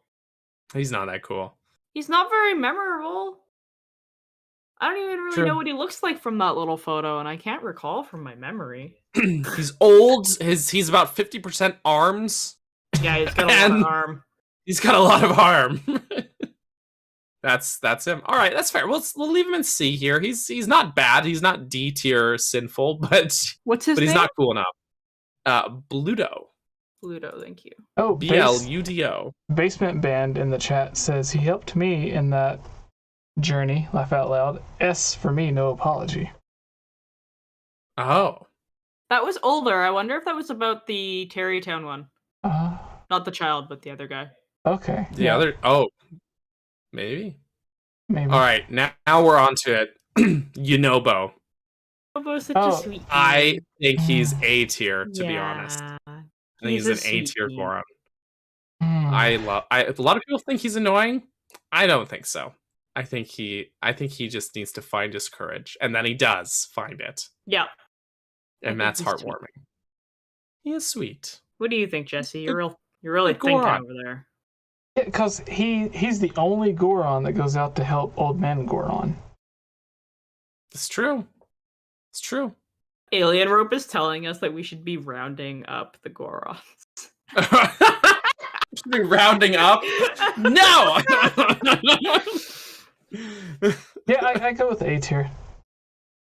A tier. A tier. What are your thoughts with him in Age of Clams? He stays at A tier, I think. I think he stays. I don't like playing as him very much, but I like all the cutscenes and the dialogue with him are very heartwarming, so yes. I like that. I love telling Joe that he's a Pokemon. Yeah. Yeah, well, Pokeballs, his Joe's protection is probably pretty close, right? Like the Pokemon games where like the Pokemon follows right behind you. Doing his quest up Death Mountain just reminds me of Pokemon in that sense. Mm-hmm. So yeah. Mm-hmm. Fair enough. Yeah. Well, that brings us to our final Goron, Daruk himself, and I'm just gonna say it right now. S tier, right up there with Darunia. I would say it. I really think so. Yes. We have some really strong feelings about the Gorons. Yeah. We do. A lot of negative feelings. We've really hated those guys in B. No, I go even further and say, Daniel, you should have made you should have included Little Big Goron that makes the Giant's Knife. Oh, the Medigoron. That way we would be able to put him in F tier. An F tier? He tells you to wait. Because he is a failure. You have to wait so many days and pay him so much money. And then it just breaks in like 3 hits, and you're like, excuse me? It's very annoying. Yeah, he's definitely way below Crying Baby. Yeah, I would say, like, we actually don't have an F tier, if we included him, we would have to add it and then move the baby down. Yeah, to F tier. He's an honorary F tier.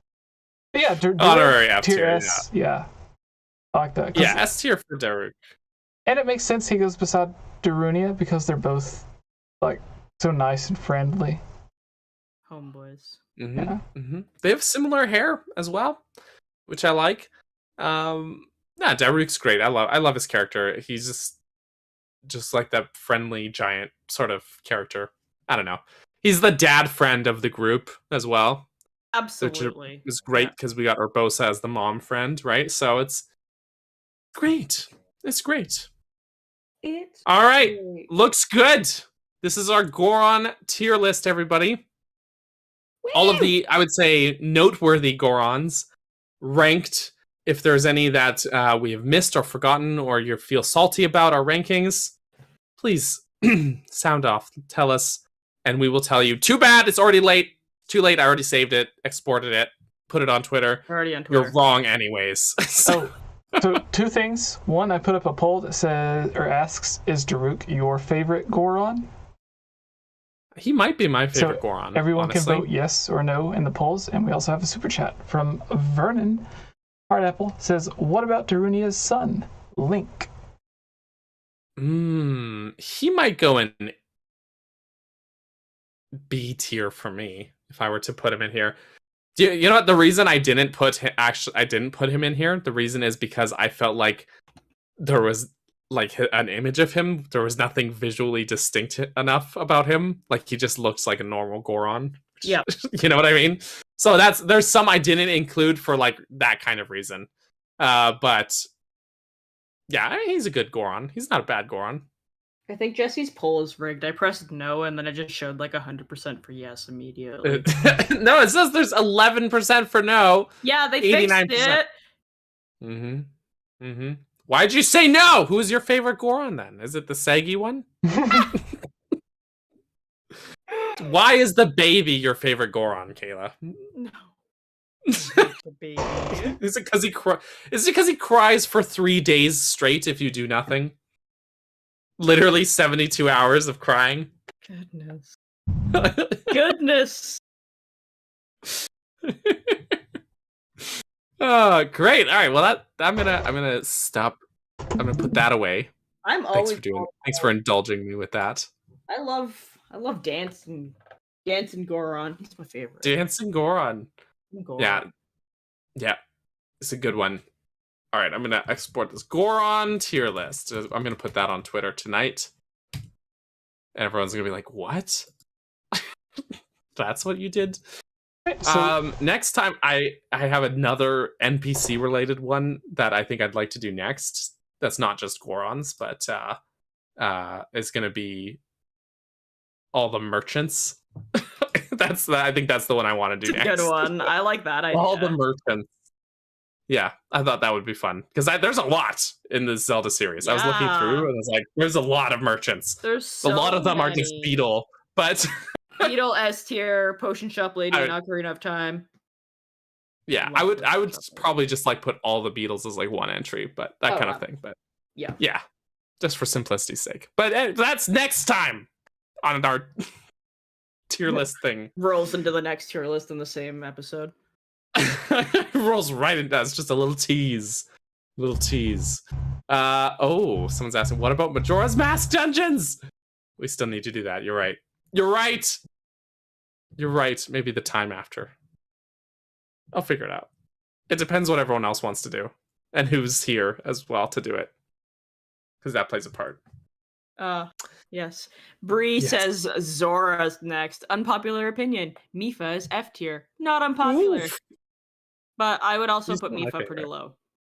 She's not my favorite. Doesn't Age of Calamity kind of like help with seeing her character? Yeah. I mean, it does that for all of them, really, right? So like everyone's character gets nicely expanded upon, but yeah. It's Age of Calamity does a lot. Whether if you want to contest its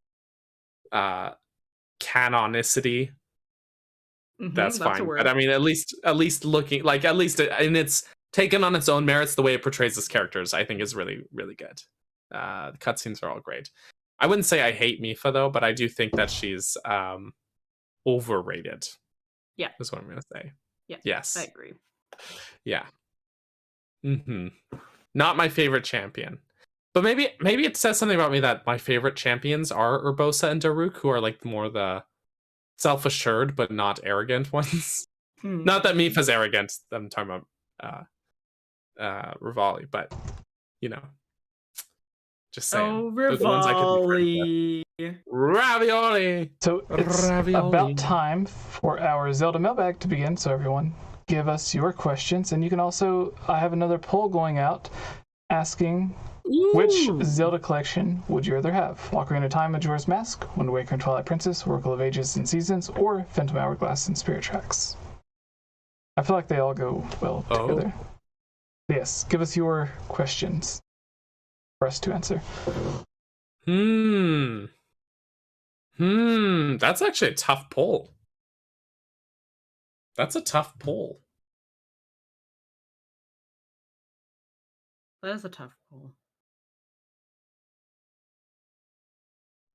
Also, I looked in the community section and I did not see any new questions underneath your question thing.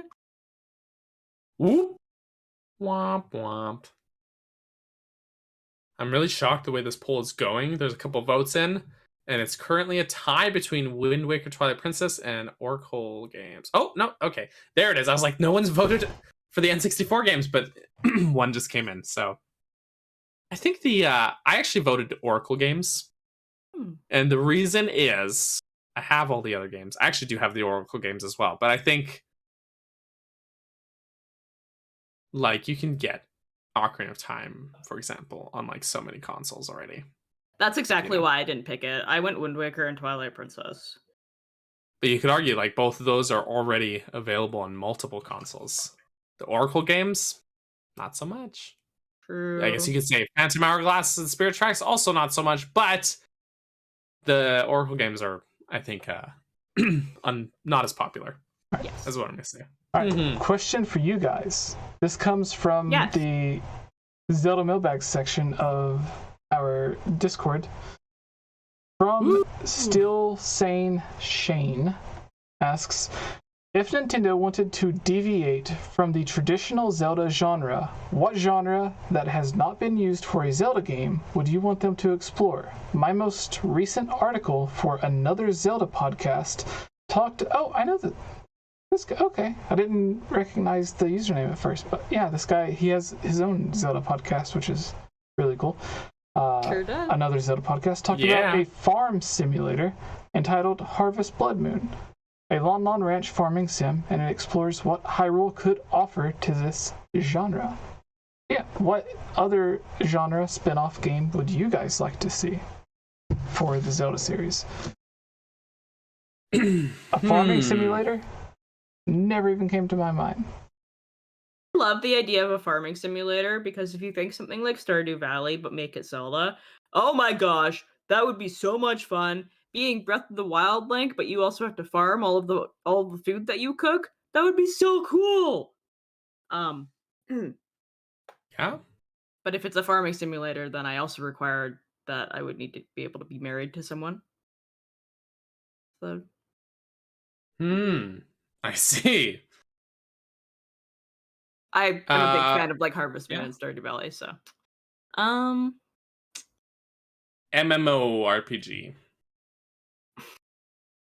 That's what I'm going to say. With custom character creation, any race in the Zelda series that you could create your own character for, play online with friends, play some heckin' Bokos and Moblins. I agree.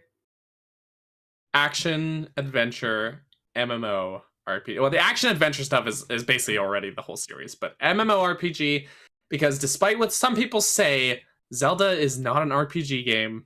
It's not. There are RPG elements, but the genre, it's action adventure. It's not an RPG. Yeah. I always mention Call of Duty is more of an RPG than Zelda, because in it you can level up like all of your guns or armor. Yeah, you get like XP and you level up. Yeah. Yeah, totally. I think Zelda 2 is the exception because you get XP and level up in that game, but that's it. But the MMO aspect hasn't really been done. Like an MMO RPG hasn't been done. You could argue like Four Swords and Triforce Heroes have multiplayer online, but not to that scale. And what's words? I would say, like, as a caveat, that you could not have Link in it. Yes. Make all custom characters, and yet you could have like a Hylian as your character, who you could basically model after Link if you wanted to. But I think it would be more fun to have a nice spread of different races to like form up together. You know, like it would be awesome. Yeah, I think that'd be really cool, and especially like if you think about, you know, how different Gorons look or how different Zoras look, and you would be able to customize them. I think that'd be a lot of fun. And you think about like their natural weaknesses and stuff like that too, and then you want to like create, you know, you and your friends want to make a party that's like balanced with each other. You know, okay, so you have a Zora character. Well, now you have an inherent weakness to electric elemental attacks, right? And I mean that's just like one example, right? Yeah. Whereas a Hylian would probably be really balanced, and then you have maybe like a rogue sort of character that's a Sheikah who's stealth based, you know, that kind of thing. Like you could do so much with it, right? It would be cool. Nintendo ninjas, if you're listening, make it happen. We've been talking a nice about balanced party. We've been talking about a Legend of Zelda MMO for like ever. Years. Yeah. Maybe it'll happen like that. What kind of also brings it Oh, sorry, Jesse. Go ahead. Okay. I was going to say maybe it'll happen like when we were joking about the Mario Battle Royale thing or whatever, and then Nintendo came out with the like 99 Mario, or what was it? 35 Mario? Oh, it was Mario Tetris 35. and then Mario. Yeah. Mario 35. Yes. Yeah. I mean, not quite what we had in mind when we joked about it, but like, it's still funny that. It's still really funny. Yeah. But part of also what kind of renewed that train of thought in my head was my brother, who is really into D&D, wanted to make like a custom D&D campaign that was like that could take place in the Zelda universe. And so he was like rewriting the D&D rulebook basically to like make it fit. And he was asking me for like consultation on like, you know, different things like about the different races and for like balancing purposes and also making it lore accurate and stuff like that. And I was like, this was a thing. Like if this comes to fruition, this would be incredible. This would be actually incredible. So I want it as a video game. It's just really putting funny it out there that you mentioned that, because in my Discord there was a while there where everyone was kind of playing Dungeons and Dragons together, right? And things just haven't really worked out schedule wise for them lately. But I was actually like, I've never DM'd before. It's not really something that I'd be super into. I think I've just never really had the time commitment for Dungeons and Dragons, but I actually was looking into it, and there are some fully realized like player handbooks that are based around Legend of Zelda. Oh, and damn. I think that if I were interested and wanted to learn that, I could totally do it, and I think that would be so fun. I've never played D&D before either. My brother and several of my friends have been trying to get me into it for years, but I guess the time commitment. And I'm like, I know that there's a time commitment thing with it, and that's always why I've never been able to get into it. Yeah. It's the 5 hours every week that gets me. That's the thing. I can stream for 5 hours, 3 times a week, but I could not. Maybe that's the solution. Maybe we stream it. Maybe that's the solution. Maybe that's the solution. Wink, wink. No, I mean, maybe. I don't know. We'll talk about that later, I guess. Jesse, if you were to create a character in an MMO or Dungeons and Dragons, that is a race from Legend of Zelda, which race would you pick? I would just copy Legolas. So you just pick so like I'm a Hylian Ranger, I guess. Hylian Ranger. Hylians are basically like high elves, right? Like they're but they would also kind of be like your baseline like human class or race. Sorry, hard to say. Oh, I would go Sheikah, I think. I would I make think a character would like be awesome. Agatha. That way no one would think I was dangerous and just leave me alone and not attack me or kill me. They'd just be like, don't worry about her. Oh, just no. leave her alone. She's in her own world. Wait. Follow-up question. Half races. Mm. Is that weird? Oh, I think half elves? Are there you could a be half some Hylian? half races. I think there could be some half Breath races, of like the you could Wild. have half Hylian, half Sheikah, but you could not have like half. Like, I think Zora's, Goron's, and Rito would be out of the question. Okay, like no half races for those ones. Gerudo, I think would be. Yep. I think. Okay. Well, yeah, I think it would work. You know. Okay. Yeah, because they in the games they say they venture out to Hyrule to collect boyfriends, like Pokemon cards. Mm-hmm. Yeah. And in Breath of the Wild 2, it's hinted we may see whatever half. What is it? Half Zora, half Hylian? Like it in the side quest. Is that not? That's one of the side quests in. No, there is a side quest where because you deliver like their love letter or whatever, but I'm just saying no because I hate the prospect of it. Yeah, I don't know. The thing is, Zora and a Hylian could not have children together because it just wouldn't. It doesn't make biological sense because not just because fish lady is weird. It's literally because Zoras lay eggs. that's the reason. Which we know because we had to save them. Biologically, Majora's Mask would not work. Yeah, you do. You see it. You see them. Man. So would not work. Questions here. And nobody knows how Goron's babies are made. I'm pretty sure Gorons reproduce by budding. Like, I'm pretty sure they just, like, babies come out of the rocks. Yeah, they just poop out rocks. Like... I always imagine, like, they just kind of emerge from, like, the earth one day. Just like... like, someone's like, oh, like, planting potatoes, you know? And then, like, this baby Goron is just there now. This one's ready. It's ready. It's a little dirty. Just soak it in the hot spring water. Oh my gosh. Gorons are weird, man. And they're all dudes. They're all brothers. They're all bros. All brothers. It's a whole race of Chads. All right, I asked the chat. Oh, no! The answer's no. If anyone votes yes in this poll Jesse just put out here, you should be ashamed of yourself. It's a 100% no. Good. Well, yeah, it's got 2 votes right now. I'm hoping those are both Burger and I. Who voted yes? Anyone listening to this audio only is like, oh no, what did Jesse put? What did Jesse put? Here's the poll. Should Zora and Hylians have babies? Obviously, the answer is no! Kevin Weasel, he's like, hello everyone, I'm very late. I tuned in at a very odd time. I'm sorry. Well, that question spiraled really fast. That one did. But let's be honest. I feel like these game half ideas Goron, half Hylian would make the Magmas. Oh no! Why would that make a mole man? They're mole people. This conversation is going. I don't know. They're mole people. It's just it doesn't make any sense. I push the Magmas out of my mind as much as I can.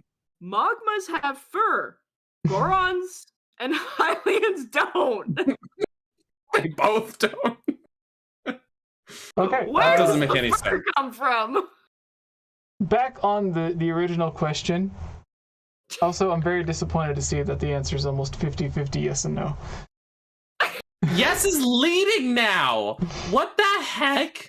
You should all be ashamed. Home in his laboratory, and he's just like, yes, a dash of. 54% of the people who voted should be ashamed of themselves. Just putting that out there. So, to the original question for the Zelda Mailbag, the Zelda spin-off different genre game I would like to see. We were talking about Resident Evil 4 earlier, so a horror survival Zelda game. Oh my gosh, Starring yes. Starring Less yes for that one. That was what they were trying to do, apparently. I think about the nightmare fuel that we saw. I still want that in a game. I think they could absolutely do a horror genre of Legend of Zelda. Yeah. I mean, they dabble in it already. Wasn't that what the Tingle people wanted to do? Yeah, they did want to make a Tingle. Yes. Yeah, that happened. But legitimately, though, like Bottom of the Well, Shadow Temple, stuff like that, like there's already like dabblings putting that out there. And those dabblings are very effective. The only thing that holds them back from doing it is the fact that it's Nintendo, and Nintendo still wants to be making games that are like family friendly. Yes. Nintendo would never just be like, "Oh yes, my baby, Legend of Zelda, nightmare fuel, go scare the children, have fun." The worst thing Nintendo does is like give Zelda and that girl from ARMS a bigger butt. Which one from ARMS? The one everyone was. You're talking about Twin Tell? Twin Tell, yeah. I suppose. Yeah. Everyone used to like all the memes. They're like, oh, yeah. I see why Nintendo's selling so many Nintendo Switches. And then it just had like pictures of Zelda and her. I'm like, okay. I guess that makes sense. But I would say the opposite meme, which I think Kayla and I are going to make the same reference. Please go. Mario? You go. Yeah, like shirtless Mario, and then like shirtless Link. Or the one I've seen is like shirtless Mario and shirtless Link, and then like Luigi in his golf shorts from like like Mario Golf.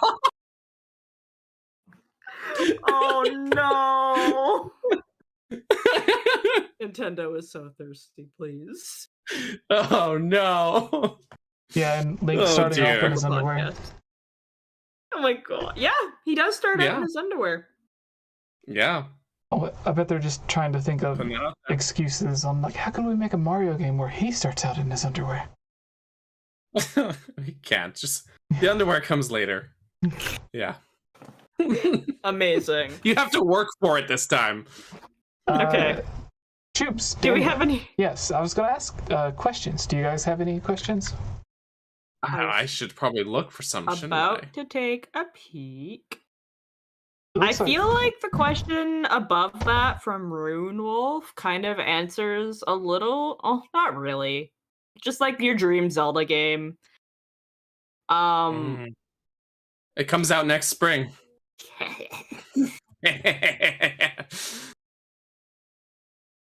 Yeah. Do we have any in the chat here, maybe? Maybe?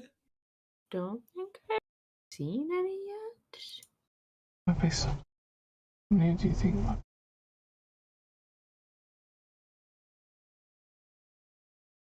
I don't know if we answered this one last week or not, but Dragon The one from Dragon Chi? Yes. Yeah, that's the one I was looking at too. Okay. Feel free to ask it. Yeah, if you want to go with it. All right.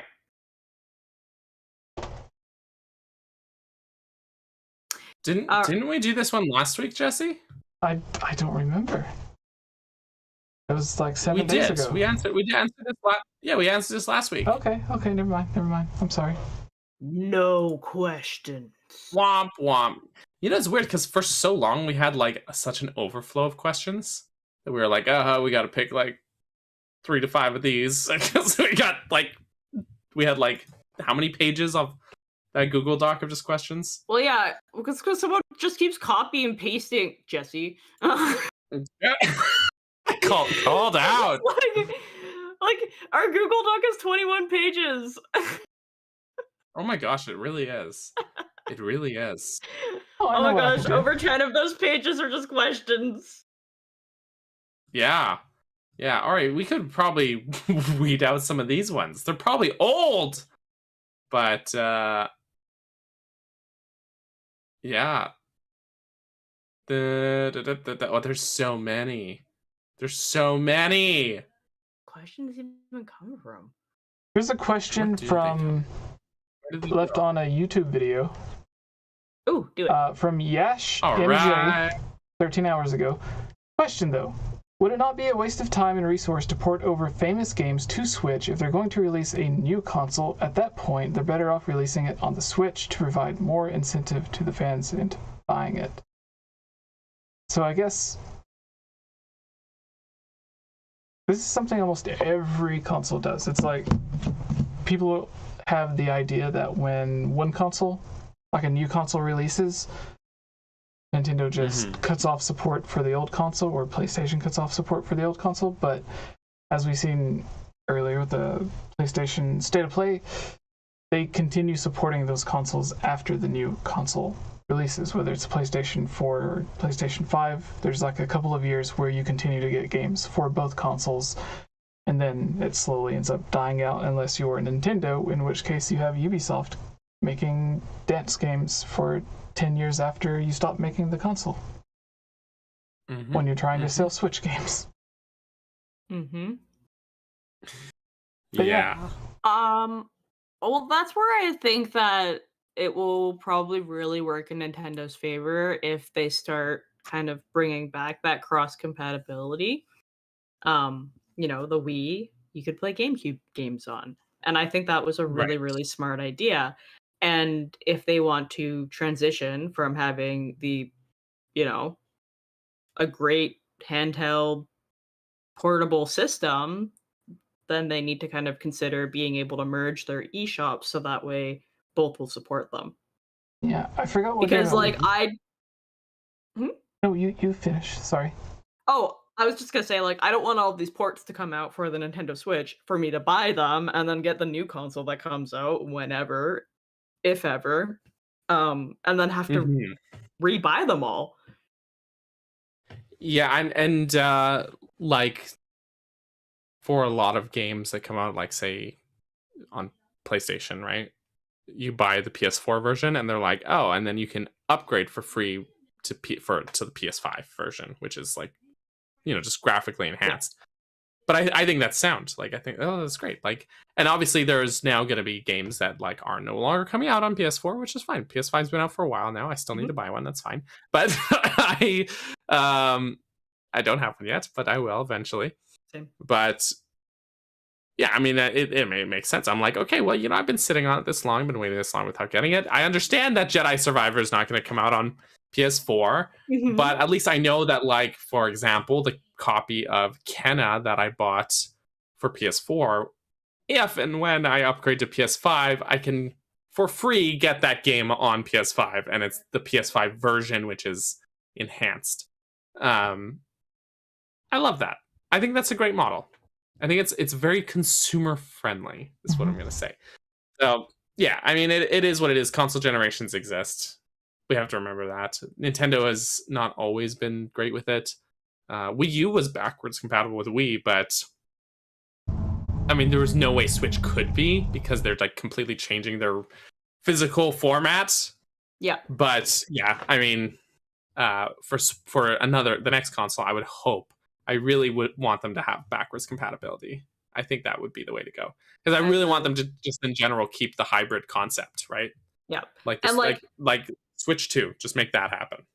At what point do we stop asking this company to keep porting their games forward, right? Like, at what time do we break that chain? Yeah. And that's true too. I remember one time specifically, there was a game I seen in Walmart when I was little. It was like around the time the Wii first came out. So I guess I really wasn't that little, I don't know. But it said like, it was on the box itself that Nintendo printed. I want to say it was a Pikmin game, but I'm not really sure. But it had like the whole GameCube logo, GameCube everything on it. But in the corner, like how you used to see like on the boxes of N64 games, it would say like only for N64 or whatever. This said like GameCube, but then it was like also playable on Wii. And I don't know if it like added in motion controls or something weird like that, but yeah, it was. I remember that. But with Breath of the Wild 2, if Breath of the Wild 2 comes out early next year, and then towards the end of next year, the next Nintendo console comes out, then everyone's instantly going to be like, well, can you bring that to the new console? Because that's a really great game, and I would like to play it, with it looking a little bit better. So, yeah. That's a good point. Like, at what point... Like, we all say, like, oh, we want every Zelda game on Switch, which is true, we do. But, like, yeah, at what point do we stop? Because another console is coming soon. We assume so, at least. Yeah. And then what? We just start the cycle over again? I think... Want every game on that new platform? Yeah, at this point, like, porting everything over so that way we can have every Zelda game on one console would be ideal. And then from there, if they wanted to keep breathing new life into these, they'd probably want to start doing like a full-scale remake instead of just porting it, because like there's really no point unless, you know, it's so, thinking about the future is weird. Yeah. It is weird. Like, Basement Band mentions Metroid Prime, and with Metroid Prime 4, it's the same thing. Like, that game's been in development probably as long as the Switch has, if not longer. And we've been told it's going to come out for Switch sometime, but like, if it's one of the last games for the Switch, when everyone's already preparing to buy the next console, they're going to be like, why didn't you just put it on that way? Right. Yeah. And like, for some games it really makes sense. Like, as much as I love my Wii U, for example, I know nobody freaking bought the Wii U. It had such low sales numbers, so like it totally makes sense to port all these Wii U games over to Switch. Like, that makes sense, because then you basically it's more bang for your buck. You're injecting a second life of sales into these games that lots of people didn't get the chance to play. But then games like Twilight Princess, lots of people did get the chance to play it, and it was made available on 3 consoles in a row, including the one just before the Switch. And so it's like, is that accessibility? Is it that idea of like, oh, not many people got to play this game, so now we give it another chance? That's not really an issue for some of these games. So maybe Wind Waker, because I saw 𝗏𝗵𝗃 tweeted something recently where he said like, Wind Waker has never been on a successful Nintendo console, and I'm like, ouch. It's still, because both the GameCube and the Wii U were like financial flops for Nintendo. Really? Wow, the GameCube was my favorite console. Oh, I loved the GameCube. Yeah, it was great. Those of us that had it.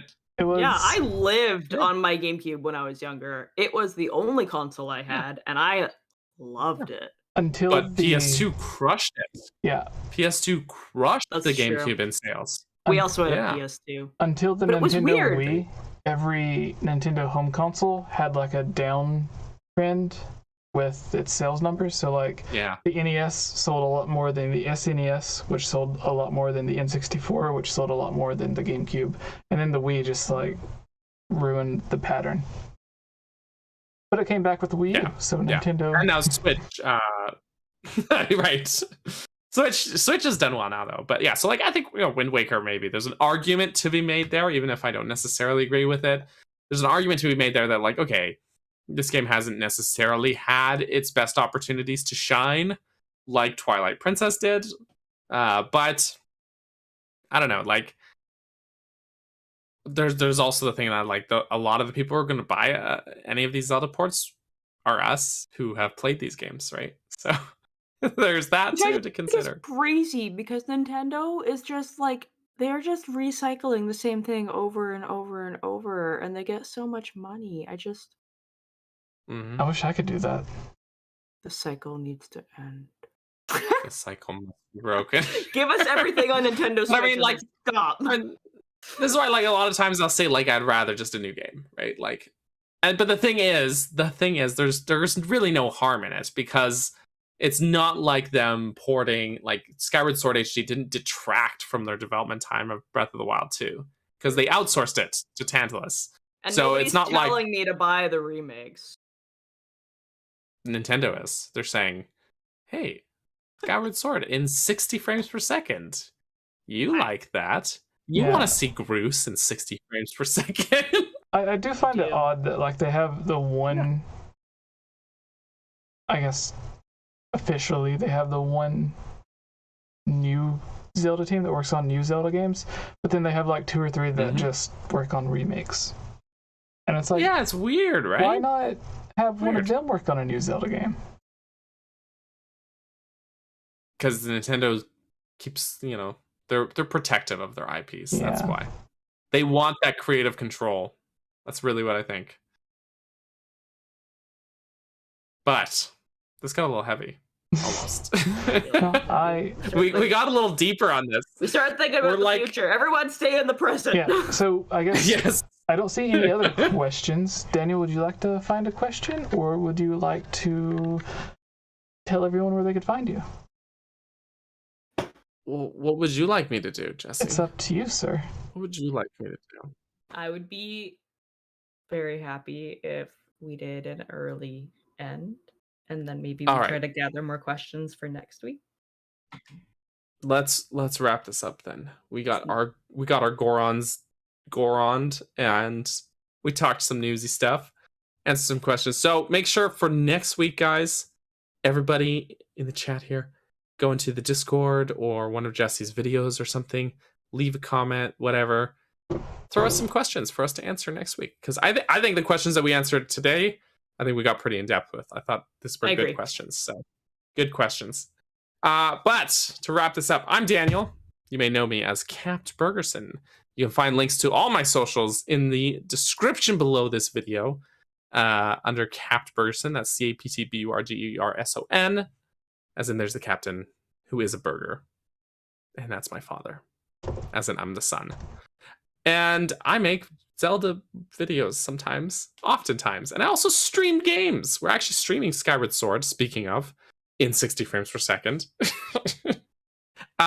It's been fun. Doing like a dungeon per stream. It's a good pace, I think. It's been fun.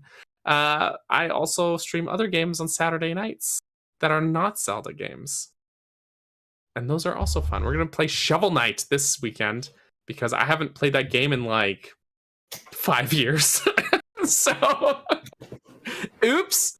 So it should be fun. But yeah, tune in if you like Zelda videos, if you like videos about Zelda dungeons or Zelda characters. I make videos specifically about those 2 things. I think they're great. That's me. That's who I am. That's what I do. There, I finished talking long enough for Kayla to come back. Sorry. You're next. 𝗏𝗵𝗲.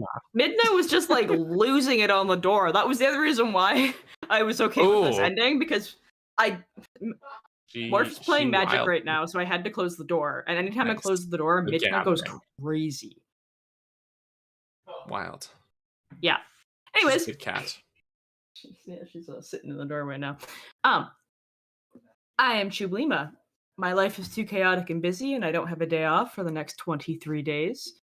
I'm 7 days into my 23 days, but I probably won't be streaming because my life is chaotic. But for hopefully next month, if things calm down for me, I stream on my Twitch channel at twitch.tv/𝗏𝗏𝗲 with an extra A, and I have some of my VODs on my YouTube channel at 𝗏𝗏𝗲. You can find me on the podcast when I actually show up here on Thursdays occasionally, maybe. And my Twitter at 𝗏𝗏𝗲, where I am most active. Yeah, that's me. I'm 𝗏𝗏𝗲, the pink-haired waifu. Can confirm that's who she is. Not my waifu. Thank you, guys. Hashtag not my waifu. Jesse! Yes, thank you guys for coming on with me tonight. Having a chat about some of the recent news. Thank you, Daniel, for finding some of the news stories. I posted links to everyone's Twitter, even Geek, who was not able to show up today. But if you don't have Twitter, or you would like to follow the YouTube, Twitch, Instagram, or whatever of everyone, you can find links in the description below. Everything for me is @/GameOverJesse. Thank you guys for coming and hanging out with us, and have a great night. Good night. Bye, everybody.